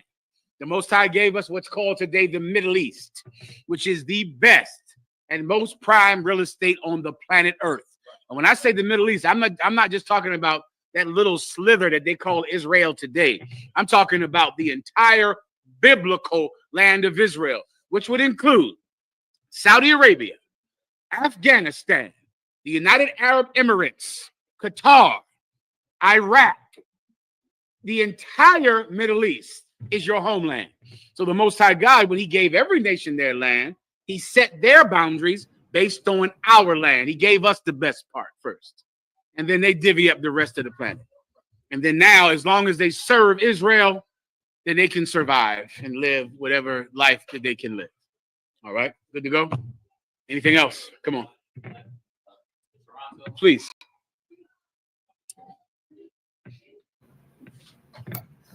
Shalom, sir.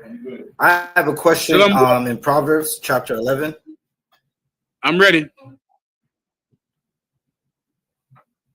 Shalom. I'm ready. Go ahead. The question is in Proverbs chapter 11.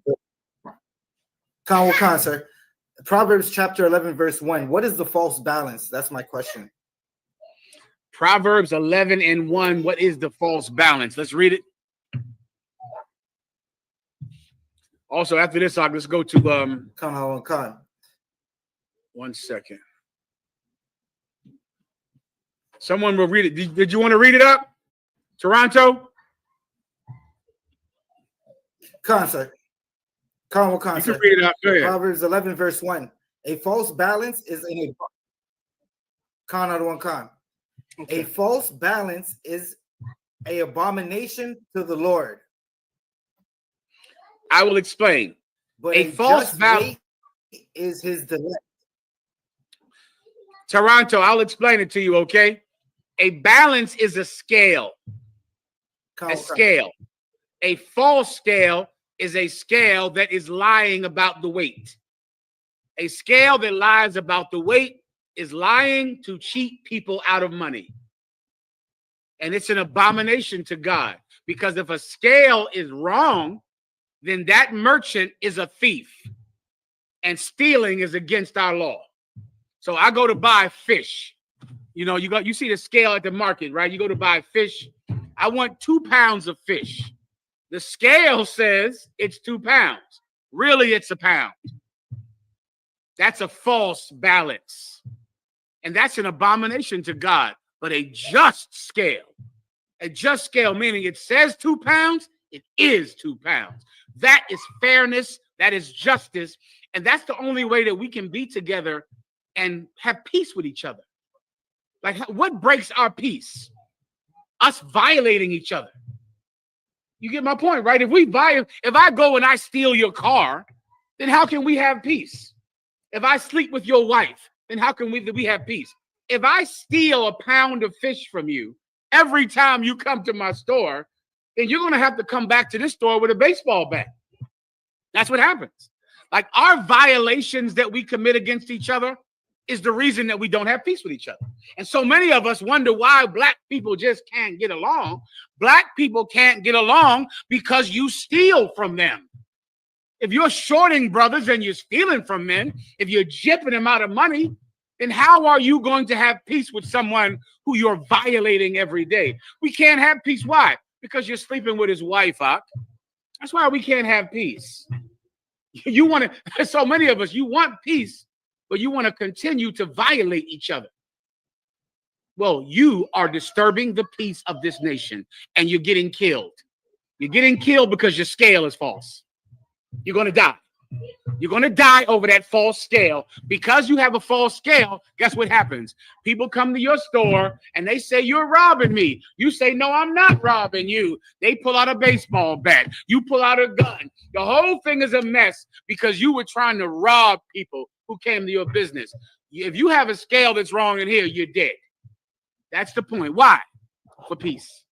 So that we can get along with each other, so that we're not robbing each other. You understand, Toronto? Another one, Khan. Let me get the warrior right here. Go ahead, please. Water, sir. You need the microphone now. I thought this brother was Tazaiwan from Delaware. This is not Tazaiwan. How tall are you? Listen, we started the basketball team in here. Let me make an open. Where's the microphone? Listen, I challenge the IUIC to a basketball game. Right here tonight. Take this back to Nasty Nate. I did not get permission from General Yohana yet. So just don't tell him. Listen, I challenge the IUIC to a basketball game, full court. How much? $5,000 of my money. I'll put it up. I'm betting you $5,000 on it. Can you play basketball? Yeah, I ain't rich now. I ain't rich now. You sure? Listen, I'm $5,000. Now, just do not show this to General Yohana, and then we'll have a good game one day. What's your name, Mark? Bakar, please. Bakar, the water warrior. What can I do for you? Go ahead. Is that only for business, or could that be attributed to like the court system as well? Everything. That's. I was trying to include everything. It's a moral. You know, if you say this is 2 pounds, it got to be 2 pounds. Huh? What else does the Bible say? Let your yea be yea and your nay be nay. If you say no, you really can't mean yes. Like if I say, well, I did not do it, then you didn't do it. If I say I will do something, then you must do it. Your yes has to be yes. Your no has to be no. 2 pounds has to be 2 pounds. So you're absolutely correct. In the court system, that matters. Now, of course, in the American court system, it's an unfair balance, an unjust balance. You think that this court system is fair. It's not. It's already rigged. 1 second. It's already rigged and set up to put blacks and Hispanics in jail. So it's unjust. You get my point? So you want to keep the moral of what it says it is. And in all things, that has to be true. You understand? Please, Captain, right here. Microphone now. Can I get the chaser, please, warrior, and some ice? I appreciate you. Go ahead. Mm-hmm. they use that statue with the lady that's blind, Mhm. and she's holding actual scale. Actual scale. That's correct. That's the Greek god whose name is Justice. That's Justice. Or Nike. Nike is the Greek god of justice. Oh, no, I'm sorry. Is that war? That's the god of, I forget. I don't know. One of them is the Greek god of victory, which is Nike. That god that has those scales is another name, but I forget the name of the god. All right. It jams you up right here, too. I'm not sure. Good to go. Let's go to the precept I asked about. Toronto, we good to go here?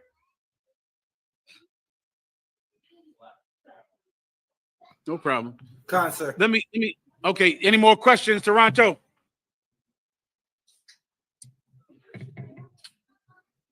Law, sir. The water. Let me play this video, Akim. Underbar, sir. Let me show you something if I could, the water. Let me show you something if I could. All right. This is a scientific test that scientists did to try to understand addiction. As you know, the city of Baltimore has been a place plagued with addiction since the 70s at least, right? And what I would like to try to understand is the biological system of addiction and where it comes from, right? You might have known your whole life that most drug addicted neighborhoods are Black and Hispanic, right? It happens in every city. I'm fine, Warrior. Well, I think I'm good to go. Especially in cities like Baltimore. And you might think it's just because you're Black. So many times because of the stereotypes about your own people, you might think, well, we're Black, so of course we get high. We're Black, so of course we're on drugs. We're Black, so of course we're alcoholics. That's not true, man. There's nothing in your blood that makes you more susceptible to drugs than anyone else. You go to these little white towns in the Midwest, Doc, they're doing more crack and methamphetamine than you could possibly imagine because they're suffering from a similar system.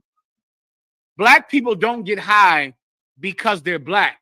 Black people get high because of trauma. Trauma. Scientists have proved it. I'm going to play the video right here for you. Everyone online will be able to see it. You brothers in the room, just listen. Are we ready to go, Baltimore?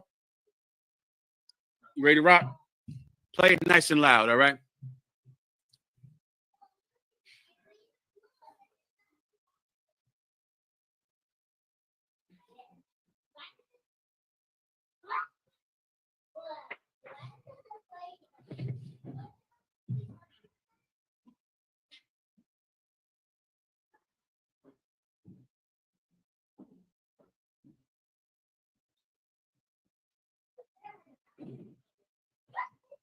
They will press a lever for cocaine until exhaustion. From the beginning? But if that cocaine is then taken away, that behavior will press a lever for cocaine until exhaustion or death. But if that cocaine is then just tell everyone, okay, this is the test that they did when they gave rats cocaine, meaning there was a little lever in the rat's cage, and if the rat pressed the lever, the rat would get cocaine. Well, once the rat tasted cocaine, then that rat would press that lever for 24 hours. That's it. The rat would just do like this right here, pressing the lever. And they stopped letting cocaine come out. So cocaine would come out one time, the rat would taste it, love it, get addicted, and then for an entire day, the rat would do this, press the lever. But no more cocaine came out. It only came out one time. After a while, the rat would stop pressing the lever because the rat would then get over his addiction because he didn't get any more cocaine. Like if you stop smoking weed, it would hurt in the beginning. In the beginning, you would want more weed. After a while, time would go by and you would no longer have the desire to smoke weed. If you smoke cigarettes in the beginning, you would want more. But after a while, as long as you don't get any more, you would not have a desire. Cocaine, alcoholism, sexual perversion. In the beginning, you want it. You want it. But as long as you do not get any, your body will build up a resistance and you won't want it anymore. But keep playing the video. Play from the beginning. will press a lever for cocaine until exhaustion or death. But if that cocaine is then taken away, that behavior will extinguish, which means that the mice will eventually just stop pressing the lever, right? Because they're not getting any cocaine. Totally makes sense. And then they'll go off and do something else in the cage. But if they're then exposed to a very painful foot shock, right? So a very extreme physical pain, which you could equate to a serious life stressor, the first thing the rat will do is run over to the lever and start pressing for cocaine, which tells us that once our brain has discovered a drug that releases a lot of dopamine in our reward pathway, even after we stop using that drug, if we are exposed to an extreme stressor, our brain will tell us immediately, go and do that thing that gives us a lot of dopamine because you are under stress and I need to be relieved of stress. This is a scientific experiment that has proved and explained why Baltimore has never gotten off of drugs. Why Baltimore has never gotten off of alcoholism. Because Baltimore is oppressed and under stress. And that stress is proven by scientists to cause drug addiction. They proved it. They proved it. Martin Luther King, give me the Martin Luther King video. Martin Luther King in the 60s, before the March on Washington, he knew that Black communities were being oppressed. They were being oppressed. Your forefathers have been starved in this city. The factories are gone. Everything that you had to be able to feed yourself and to take care of your family is gone. And Martin Luther King knew that white people were given help that you were not given in Baltimore. You were not given in D.C. White people got that help. And because they got that help, they didn't have the stress. They didn't have the trauma. And because they didn't have the trauma, they don't need the heroin. They don't need the coke. They don't need the weed. They don't need the alcohol because they're not getting the trauma. I'll play it for you. This is Martin Luther King talking about this. It's in black and white. It's before the March on Washington. Go ahead and play it. They built land-grant colleges with government money to teach them how to farm. Not only that, they provided county agents to further their expertise in farming. Not only that, they provided low interest rates in order that they could mechanize their farm. Not only that, today, many of these people are receiving millions of dollars in federal subsidies not to farm, and they are the very people telling the black man that he ought to lift himself by his own bootstraps. This is what we are faced with, and this is a reality. Now, when we come to Washington in this campaign, we are coming to get our check. Stop. To get our check. That was the real purpose of the March on Washington. It was not to make you happy with white people. It was not to end racism and to make you get along with white people. It was supposed to be to get black communities the money that white communities were getting. They were getting land grants. They were getting all type the GI Bill. They were getting housing preferences that made white people be able to climb up from poverty and climb into the middle class because the government gave them money. And Martin Luther King said, march with me into Washington, D.C. to get our money, to get our check. It turned into us loving white people somehow. Somehow that turned into the ending of white people and black people loving each other. It was supposed to be about money. Well, here we are today. Cities like Baltimore, Baltimore being one of the primary cities. Most people only know about Baltimore because of The Wire. You understand that, don't you? You know that already, right? And here's the problem with the TV show The Wire. It is too true. That's the problem. I watched The Wire from living here with Command and General Yohana. That TV show is so accurate, it's hard to watch because it is so absolutely true. I know whoever wrote it spent time here because it is so true and accurate. It's hard to even watch. Why, though? Why is it like this for so long in Baltimore? Why is drug addiction so prevalent? Why have every last one of you in this room, your lives been touched by addiction every last one of you, your lives touched by violence, every last one of you, because of the trauma of oppression. This city has been oppressed, and you have not received the help that white cities have received. You haven't received the help that nearby cities like Dundalk have received. Out there in Dundalk, they're getting things that you are not getting. They're getting help from the government in white parts of Maryland that you're not getting. And then, of course, the government says, why is there so much crime in Baltimore? Trauma. Trauma causes this crime. Because the minute that you're suffering and you're in pain, and then you taste cocaine, you taste heroin, it ends all of your pain. And then if you were to stop and not get any more, you can get off of it. You can be reformed like we've done in the UPK, as long as you don't do it anymore.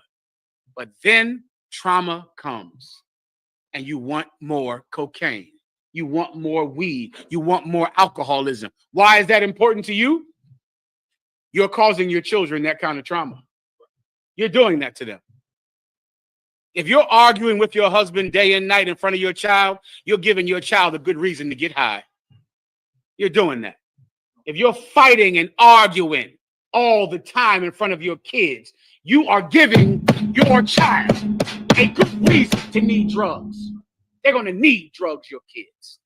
You are giving that child that is already traumatized by not having money, by not having the grants and the government funds that white people get, by not having the resources because of racism that white people get. They already have trauma. And here you are getting drunk all goddamn day. And your child sitting somewhere in the room. Tell me, when you're arguing because you're drunk, does your child cry? There's a few types of children. There's a child when they're watching mommy argue with her boyfriend or mommy argue with daddy, some children will cry. Raise your hand if you know what I'm talking about. They'll say, stop, stop. They'll cry. Other children will not cry. They'll just watch. They'll just look at it. Another child might go hide under the bed or hide in the closet. That child is going to need drugs. They're going to need it. You are traumatizing your children. You're doing it. You're oppressing them now. You're doing it. And you know why you're doing it? Because you are so focused on your own pleasure, on ending your own pain, that you don't care that you caused this child pain. That means nothing to you. You're like an addicted rat. They said that rat will do this unto exhaustion and death. They'll keep doing it. That's you with alcohol. That's you with drug addiction. That's you with the pills and the filth that you put into your body because your parents were just like you. And because of that, you need it. And now you'll give it to your children. Give me this precept right fast. What did I ask for earlier? Give me Ecclesiasticus in the Apocrypha, 32. Not yet. 1 second. Skip down to, I'm not even sure. Hold up. Stand by. Stand by. We're going to go to Ecclesiasticus 31. Ecclesiasticus 31. This is an excellent chapter you should all read.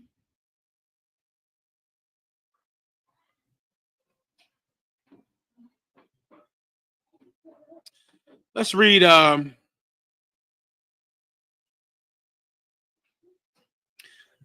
read 26 on down. Go ahead. Everyone read along. This is Ecclesiasticus in the Apocrypha, 31 and 26 to the end. Go. Ecclesiasticus 31 and 26.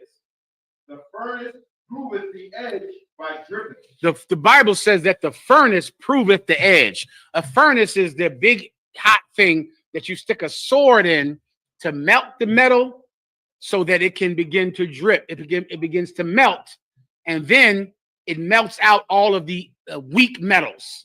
And then you hammer it so that the only thing left is the hard steel.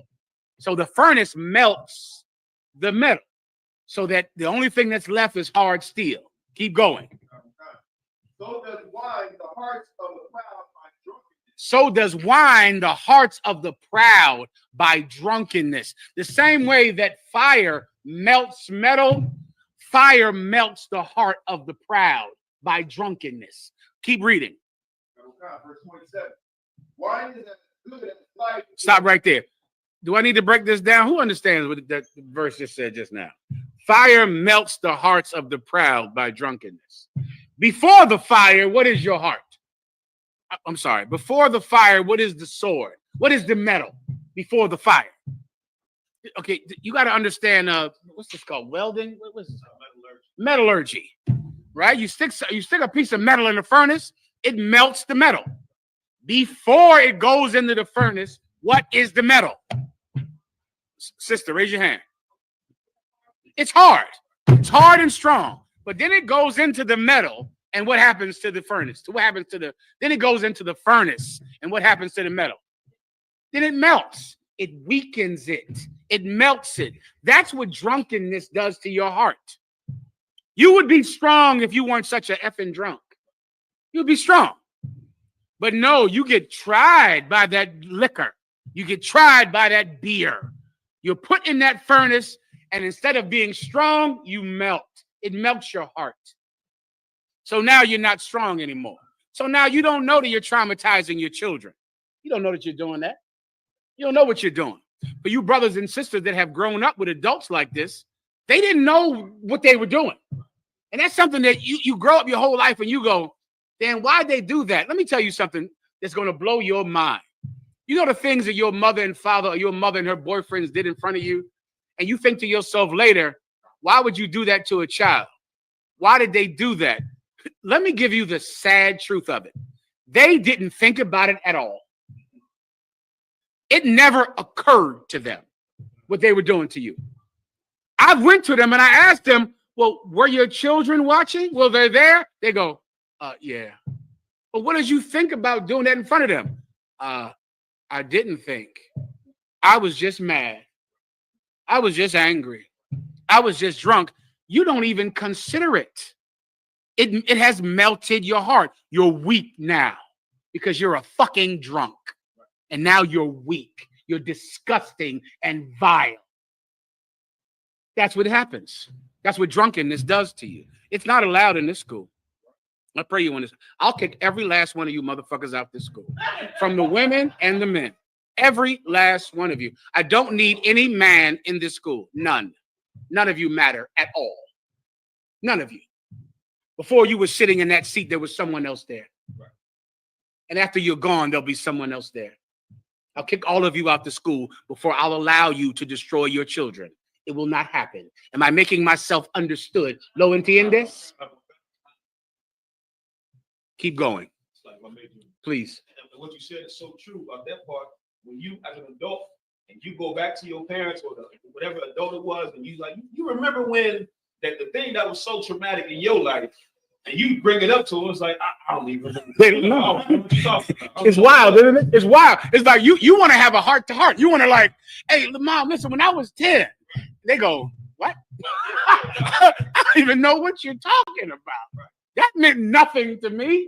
I didn't even think about it. I don't even remember it. Meanwhile, your entire life was built on that day.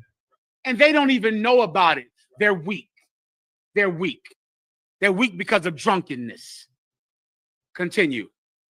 1 second. You want to say something, Warrior? Please. For the sisters and brothers that's in school that had partner for, let me say, a partner, yeah, I got you. Partner, that's how it works. That, you know, the husband, that's what he does, he argues. Or the sister, that's what they do, they argue. And how do you try to save the child from that time? Excellent question, and I'll answer it for you right now. Here's what you have to do. In this scenario, you're in the truth. So you're not a stinking drunk or a pill head or a drug addict, right? But you have a child with someone that is. That can happen sometimes, especially if it has happened before you were in the truth. And I'm assuming that's what the case is in this scenario, correct? But now the mother, she is a drug addict. You're not. She is alcoholic. You're not. And she, of course, does terrible things in front of the child. And so you're sitting there in the room, and now she's belittling you, arguing with you. You don't want to do this in front of the child. This is what you do. It's like a system. You say to her in front of the child, you say, we should not be doing this in front of the child. Then when the mother won't stop, then you have to show the child that the mother is wrong. And that is pivotal in not being traumatized. You know where a lot of the trauma comes from? Because it's from an authority figure, you don't know that they're wrong. So they're doing this in front of you, but they're your parents. So in your mind, it's like, this is not wrong. This is how adults behave. This is what I'm supposed to be doing. So you being the one who's a good person, you say, we shouldn't do this in front of this child. You shouldn't talk like this in front of this child. You should stop doing this. We should talk in private. You should not say this in front of the child. Now, you're not talking to the parent. You're letting the child hear what you say to the parent, but you refer to it like you're talking to the parent. And then she still doesn't listen. Then you turn to the child and you say, your mother is wrong right now. Your mother is drunk. Don't you ever drink. Don't you do this. Don't you be like your mother. Your mother is wrong. What she's doing is wrong. Then you blaze on that woman and you put her down, but you don't put her down about how her feet stink or how her vagina is bad or how, her body is too fat. Blaze on her in front of the child about being a drunk. Let the child hear you chastise her mother about her behavior in front of the child. Look how evil you are and you're drunk. That's what you're saying this in front of this child. This child shouldn't hear about this. You're saying this because you're a stinking alcoholic and you don't even care that the child is right in the room. Now the child is going to hear her and you. So then you give the child the choice. So now the child grows up not thinking being drunk is what adults do. Let me tell you what drugs are to all of you. Drugs and cigarettes are not bad things. They're things that adults do. Isn't that how you first start smoking cigarettes? Cigarettes aren't like, it's not like it's good, it's bad. It's like, I'm an adult. I smoke because adults smoke. Do you understand? I'm a man now. I went to a prostitute. Why? Because my dad goes to prostitutes. That's what men do. Children don't know that it's right or wrong. They just know that adults do it. And there's only one thing that a child wants to do, and that's become an adult. Well, what does it mean to be an adult? Smoking, getting high, getting drunk, having sex. If you want to be a man, so Doc, what do you got to do? Got to have sex with this girl, don't you? Why? Because I'm a man now. So I got to go have sex with this girl. I got to start smoking. By you doing this, you teach the child that this is not what adults do. My mother is an alcoholic. She's a drunk. And then you'll have the child then can make a choice. Do I want to be terrible or should I be like my father? Should I be like him who he was an adult too, but he didn't do that? You understand? Gracias. Let's keep going. Ecclesiastes 31:27. Why is that good as life to a man if it be drunk moderately? In the UPK, we drink. Wine is as good as life to a man if it be drunk moderately. Wine is like so many things in life, brother, that is good. It'll relieve your stress and it will be something good to you so you can relax if it is done in moderation. It's no different than food. There's an amount of food that will sustain you and keep you healthy and strong and keep you fit and keep you being able to move on. Then there's an amount of food that puts you on 700-pound life. Have you seen this show? I saw this show for the first time last night. One of my ribs, she said, I always watch this show. I said, what in the hell is this? Why doesn't he just get up out of the goddamn bed? Why isn't someone making that fool get up out of bed? Why aren't they beating him with a stick until he stands up out of that bed? And they always have some wife or some woman, because some woman is on there. She's bringing him the food. Which you sisters, y'all, they still got a woman. He's 700 pounds. He got a woman. Hardcore. Some women too. Some woman, she's 9,000 pounds. And there's some cat there like, baby, you want me to help you up out the bed? Listen, there's an amount of food that is good for you. It's good. Then if you get too much food, they're taking a helicopter into your house to get you out the goddamn door. That's bad for you. That's gluttony. It's killing you because you can't stop eating food. It's killing you. You do that with alcohol. Alcohol is good in moderation. Food is good in moderation. Sex is good in moderation. But taken out of moderation, you're going to die because of sex. You're going to die because of food. You're going to die because of alcohol. Everyone understands. Read it again. Verse 27. Why is that as good as life to a man is to be drunk moderately? What life is then to a man that is without wine? For it was made to make men glad. Men are happy because they get to drink. It's part of social occasions. It's part of celebrations. If it's done in moderation. If it's done in excess, it is an absolutely destructive, terrible thing. Continue. Verse 28. Wine measurably drunk and in season bringeth gladness to the heart and cheerfulness to the mind. Wine measurably drunk. Measurably. You have to do this. You know that everybody on my 500-pound life is some type of sick weirdo. Well, you do that with alcohol. That's you. You're doing it. You're just like those 700-pound people who are on that show. They have no life. They can't get out of bed. They're lazy and disgusting, and they're going to eat more tonight. And what's that cat, that doctor, that Arab doctor that's on that show? Brother, they got some Arab doctor. He's trying the best he can to convince these fat motherfuckers to stop eating. And I don't know why he don't just take out a stick and just, I'm watching it like, why don't you just take out a stick and say, get your fat ass out this bed now, or I'm going to beat this shit. Because I think that would work. Because the cat, he can stand up, but he's too lazy. It hurts. It hurts to stand up. So he don't want to stand up. But why don't you just hit him and with a stick until he stands up? I'm not a doctor. Okay, so I don't know how it works, but that would be my cure to the whole thing. I'd beat him until he get up and walk 3 steps. He walked 3 steps every day, and I would beat him with a stick until he walked 3 steps every day. I'm not a doctor.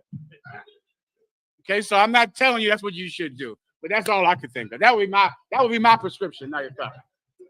Well, that is you with alcohol. You can't have a drink. You think you're able to have a drink? You're like that disgusting fat man on 500-pound life. You cannot have a drink. So what should you do? If you cannot drink in moderation, what should you do? Blow my mind.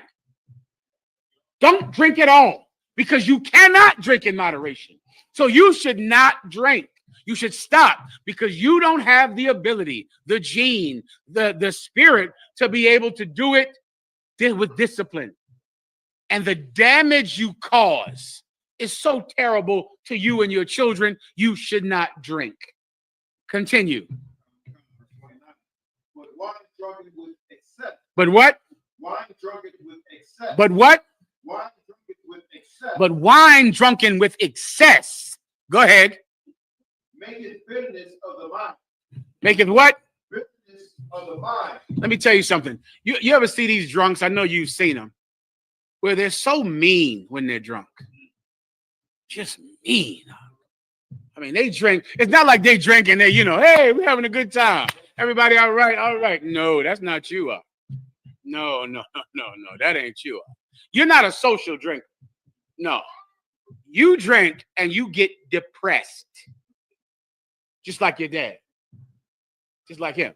Just like your mom. You get more sad. Like drinking is supposed to make you happy. You understand?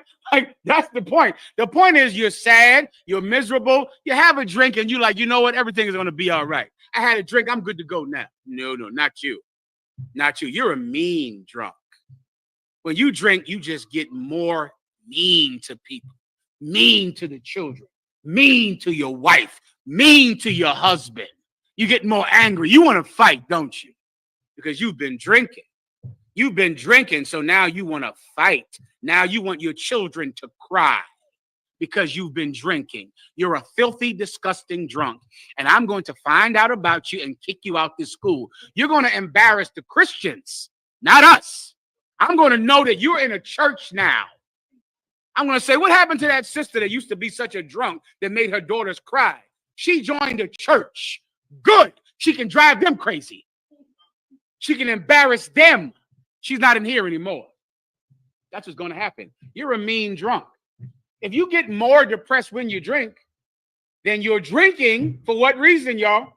Blow my mind. The Bible says drinking makes you happy, right? You at a wedding, you at a party, you have some drinks. Everybody's happy. Kwam Yashala, we're good.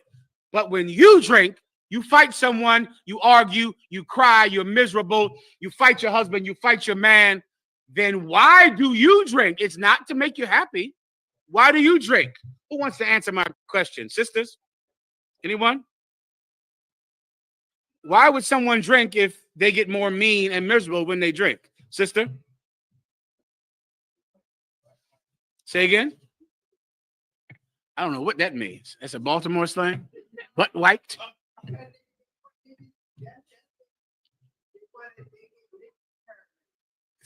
You're not hitting on the point. Okay, if a person is not an alcoholic, they drink for the happiness at a party, at the Passover. They drink, they laugh, they talk to their friends, they go home. It was a nice night. We had a couple of drinks at the bar. This person drinks and they're mean. They beat their wife. They're cruel to their children. They sit and cry and pull a gun, put a gun to their head. They're miserable. Why does that person drink then? Sister in the back, say it nice and loud. These are the precepts we just went over. It talked about how wine makes you happy. We just read that, right? In moderation, it makes you happy. But then it talks about someone who is miserable when they drink. They're sad. They're suicidal. I can't hear you. I'm sorry, sis. Okay, you walking down the road, but you're not hitting me straight on. Young brother with the hair out. They cry. They're miserable. They want to commit suicide when they drink. They fight. Young brother sitting right next to you. You bringing me home too. Everybody's bringing me home. Come on. You absolutely, you're right. but let me tie all of your answers together. One last one. You're on to it too, but let me tie it for you, Captain. You're right there. Everyone is correct. I'm just going to say it in a way that ties it together. But you're all right. The same way that a non-alcoholic drinks for happiness, an alcoholic drinks for misery. They want the sadness. They want the misery. Sisters, I know you know this. You ever watch a movie because you know it's going to make you cry? You understand? Right? Before you watch it, you get a box of tissues. You sit it right there with some popcorn. You're like, all right, let's get ready to cry. Here it is. What we watching today? What's that movie with the witches? Wicked. We're going to watch Wicked. The bitch going to sing and we're going to cry. Or The Color Purple. What's a sad movie that women like to watch and cry to, sisters? Imitation. Ooh, she old school. She said Imitation of Life. Dang. Give her a hand. I have not even heard that name. Sisters, go watch Imitation of Life if you're young, because that's a crying movie. What about Mahogany? You don't go there. You go there. I go there too. Mahogany. There are movies that it gives you a sense of pleasure because it makes you sad, right? To go to all of your questions over there, they want this sadness. It makes them feel better about their trauma because they've been traumatized as a child. They saw so much pain, and they're in pleasure when they can wallow in it. They can just get in their pain and just bathe themselves in misery and commit suicide and cry and talk about life and you don't love me and get angry at the kids and hate everybody. They wallow in misery. That makes them feel better. Do you understand? Because while they wallow in misery, they can hurt you. And hurting you makes them feel good. It makes them feel better. I know you understand this because you're living this, right? This is your life. Continue, please, warrior. That's why they say hurt people hurt people. Now you know why hurt people, because it feels good. Because it absolutely feels good to hurt someone when you've been hurt. Well, the alcohol gives them the power, the freedom to hurt somebody. And it feels pleasurable. You understand? Keep going. Let me know when to end the class, because go ahead. Verse 29. But wine drunken with excess maketh bitterness of the mind, with brawling and quarreling. You understand that? Let me tell you something that's not allowed in this school. You're not allowed to argue and fight in front of your children. You're not allowed to do that in here. You're traumatizing your children. Let me further help you. Let me give you all the help you need. Children in this room and children listening, if your mother and father argue in front of you, call me on the phone. You take my phone number and you put it on your refrigerator. You take one of my cards or you get my phone number and you put it on your refrigerator. If your mother and father are in the truth and they are arguing and fighting in front of you and you are so hurt by it, your mother and father don't know they're hurting you. One of them is probably drunk. You call me on the phone and I am going to teach your mother and father how to be better parents. You have to tell on your parents if you want your children to be better. If you want your life to be better, tell on your parents. Tell on. Don't keep everything in this house. That's what a child molester says. That's a child molester's motto. Keep what? Why can't I tell everyone what happens in the house? I can't tell everyone we had dinner. I can't tell everyone you took me to Great Adventure. I can't tell everyone that we watched TV and you taught me the Bible. Why can't I tell everyone what happens in the... Oh, I know. Because you don't want child services to know that you're abusing these children.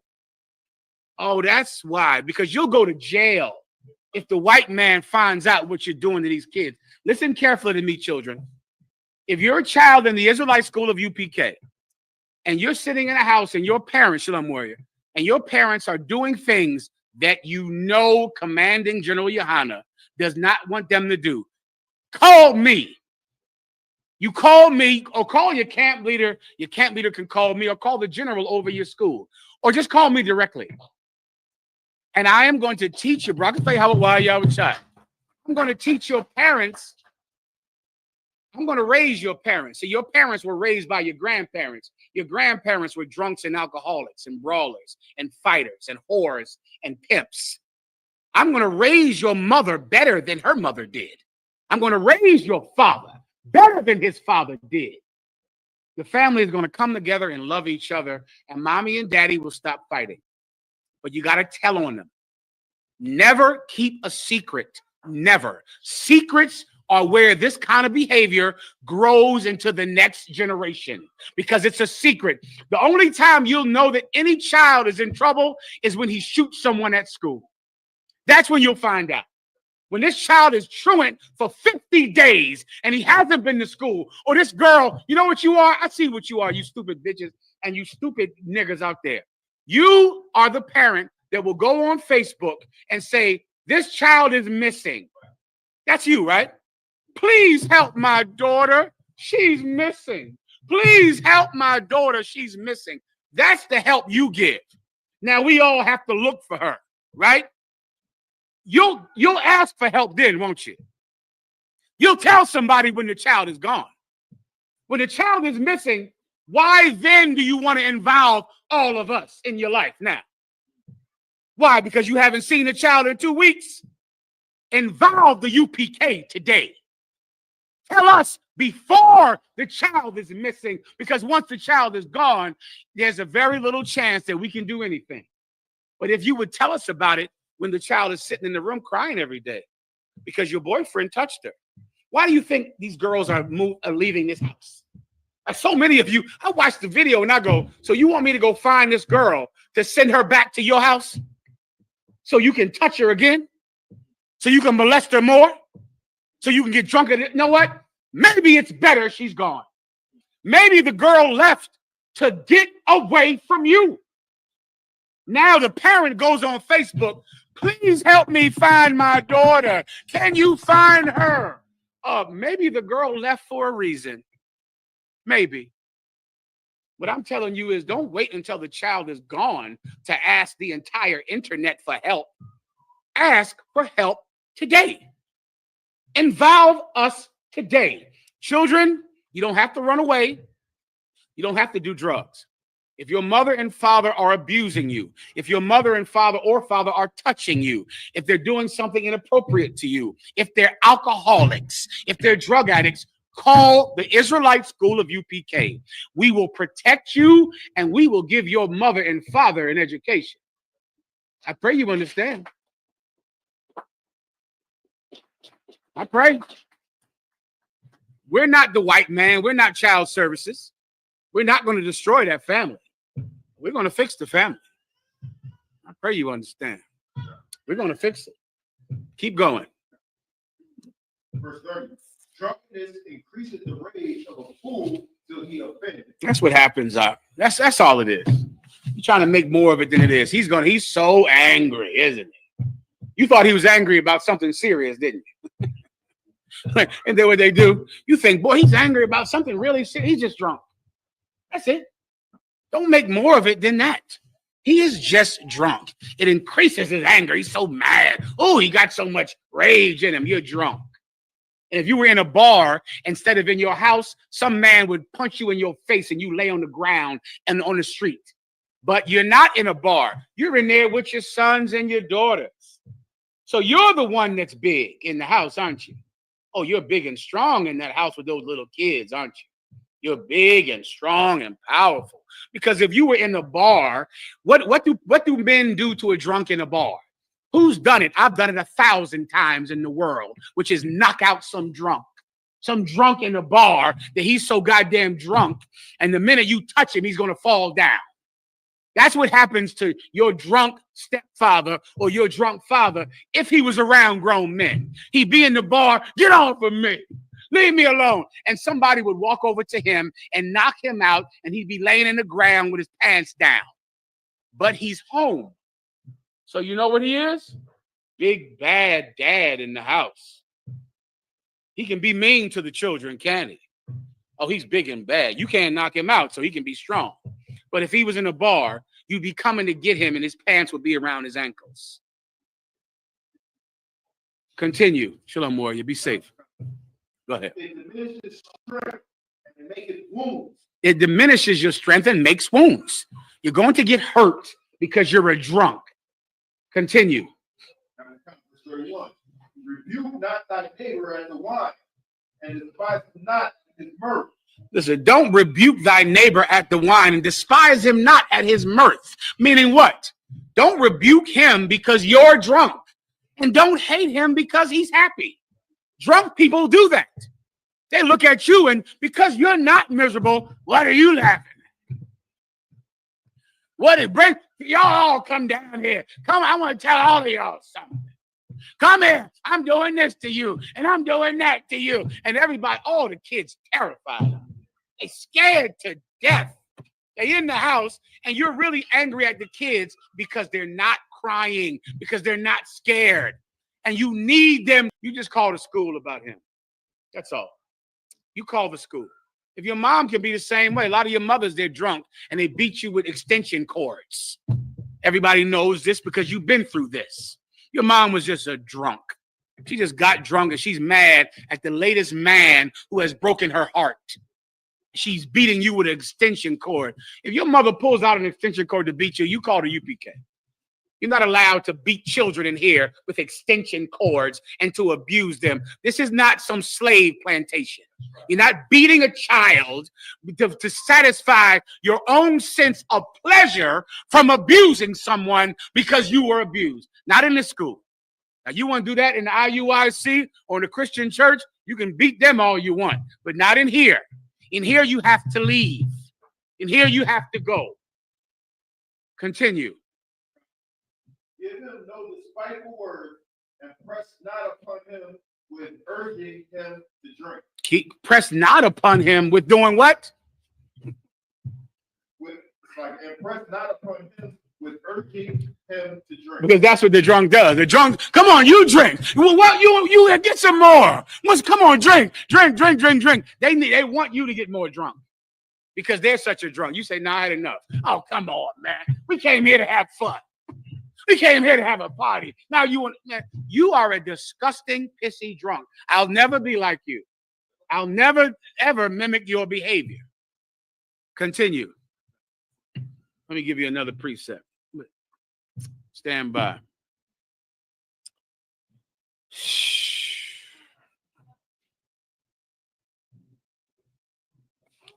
What verse did we start at?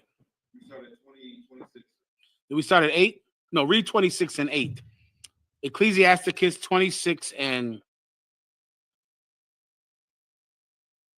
1 second. 26 and 8. A drunken woman. A what? A drunken woman. A what? A drunken woman. Because it's not only men that do this. Sometimes you got an alcoholic woman. And let me tell you, in my experience serving Commanding General Yohana, having a mother that is alcoholic can be so much more damaging because of what a woman provides to a child. A woman is what you need to nurture you. You know, you need a woman when you're so small and you're so little. You need to eat because of her breasts. You need her hugs. You need her attention. When a woman is an alcoholic, it can do such a damage because you never get nurtured. You never get the hugs that a child should receive. You never get to be embraced like a child needs to be embraced because your first interaction with the first caregiver was with a woman who was a stinking drunk. So now you never got affection. Your mother was always in the streets, wasn't she? Always in the streets, always out.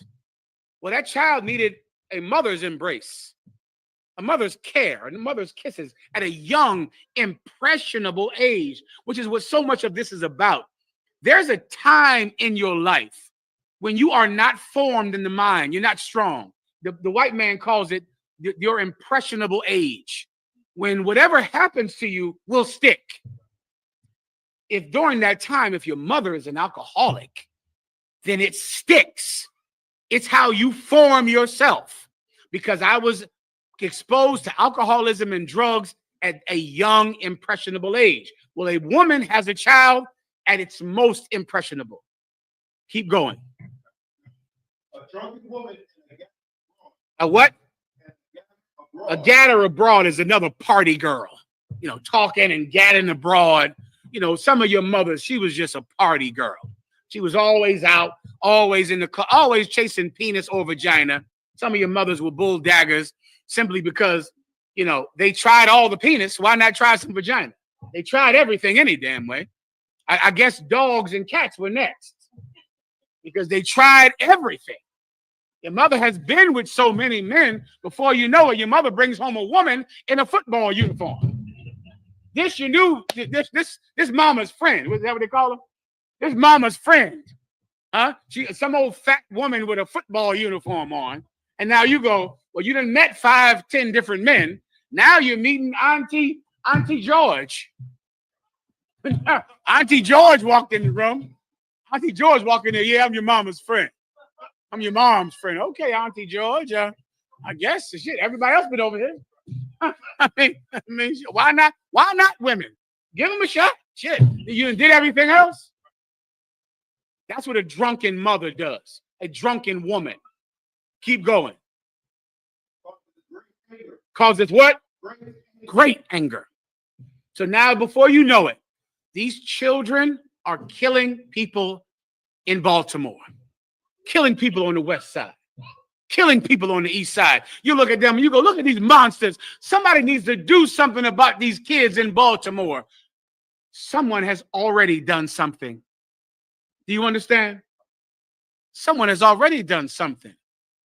That's how they ended up like this.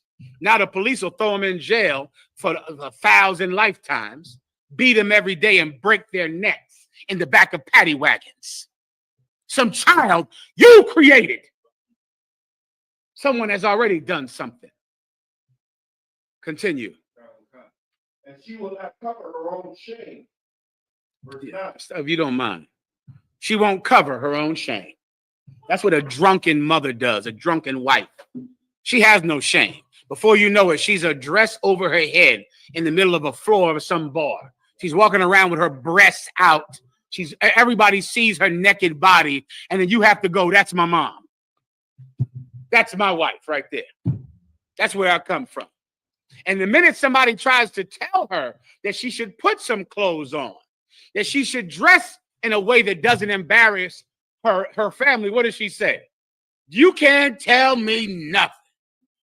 Don't try to tell me to do. Oh, nobody can tell you anything. I hear you. I hear you. Nobody can tell you something. Well, someone will tell your children to lock up, that it's chow time. Someone will. I know, bitch, nobody can tell you anything, but someone is going to tell your daughter something. They're going to tell her to sleep with a man for money. They're going to tell your son that it's time for chow. Keep going. The whoredom of a woman may be known in a haughty look. All right, that's it, everybody. All right. I pray I've helped you tonight. This is what I'm going to see from here on. I'm going to see that this Baltimore school behaves itself in a way that is completely separate from the families you grew up in. Do you understand? In the Israelite school of UPK, we give no mercy because you were raised by a bad family. We give no mercy for that. I know you had a bad mom and a bad father. So have we all. We give no mercy for you continuing in the alcoholism of your parents, in the type of lifestyle that raises bad children. We will not allow for that in here. We will have no mercy on you because we give ourselves no mercy from coming from the same neighborhoods you come from. But all of us in here are required to change. Last precept. All of us. Last precept. Give me Hebrews 4:7. One stand by 1 second. Hebrews 4:7. Go. This Hebrews chapter 4, verse 7. Again, he limited a certain day, saying in David today, after so long a time, as it is Start from the top. Start from the top. Hebrews 4:7. Again, he limited a certain day, saying in David today, after so long a time, as it is said, today, if ye will hear his voice, harden not your hearts. The Lord said this, brothers and sisters, as he said, David prophesied this. Today, if you hear his voice and harden not your hearts. Jesus Christ saw children playing, and the children wanted to come be with Jesus Christ. And the disciples were trying to stop the children from coming close to their Lord. And Jesus Christ said, suffer the children to come unto me. Let them come down here. And I say unto you, unless you be converted as these little children, you cannot enter the kingdom of heaven. Do you know what stops you from changing? Your hearts are hard. You know what it means to have a hard heart? You're convinced that you're going to be this way. Your heart is hard. But a little child, they're young and impressionable. They can change. A child can change. A child can be converted. Well, if you want to enter into the kingdom of heaven, you must be as a little child. You have to have a heart that can change. Although your father was an alcoholic and a crackhead, and your mother was a crackhead, and you grew up on the west side or the east side in the projects, you've been through all of these things, but your heart has to be soft. You have to be impressionable as an adult. You have to have a soft heart. But this life that we've lived has created a hard heart in us. And you know what we are? We're convinced that we're not going to change. We're convinced that the way I live is the way I'm going to be. The things I like to do, I'm going to keep on doing them. Ain't no man going to stop me. Ain't no general, or I ain't going to listen to no man. Isn't that the brother earlier, right? That's a hard-hearted man. That brother who called in, he has a hard heart. He hears what we're saying, but he's not going to change because his heart is hard. Well, you can't make the kingdom of heaven like that. You're going to have to be impressionable. You're going to have to obey a man to make the kingdom of heaven. Read it again. Last part. Hebrews 4:7. For he spake in a certain place, like it. Hebrews 4:7. Again, he limited a certain day, saying in David, today, after so long a time, as it is said, today, if ye were hear his voice, harden not your heart. That's what you have to do, Akim. That's what you have to do. You have to be willing to change. You have to be willing to change. With that said, carnales, esta es la verdad. Si tú eres hombre, hispano, negro o indio nativo, tú eres Israel, el pueblo elegido de Dios. Tu madre y tu padre dicen que somos un culto y mantienen su iglesia sin culpa, pero su iglesia es culpable de todo lo que nos están pesando. With that, orale, clap it up. Who am I giving the class to? With that, pass the class over. I call it, we do the salute now. You got it up.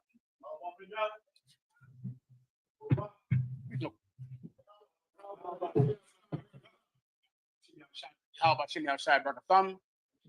Sorry.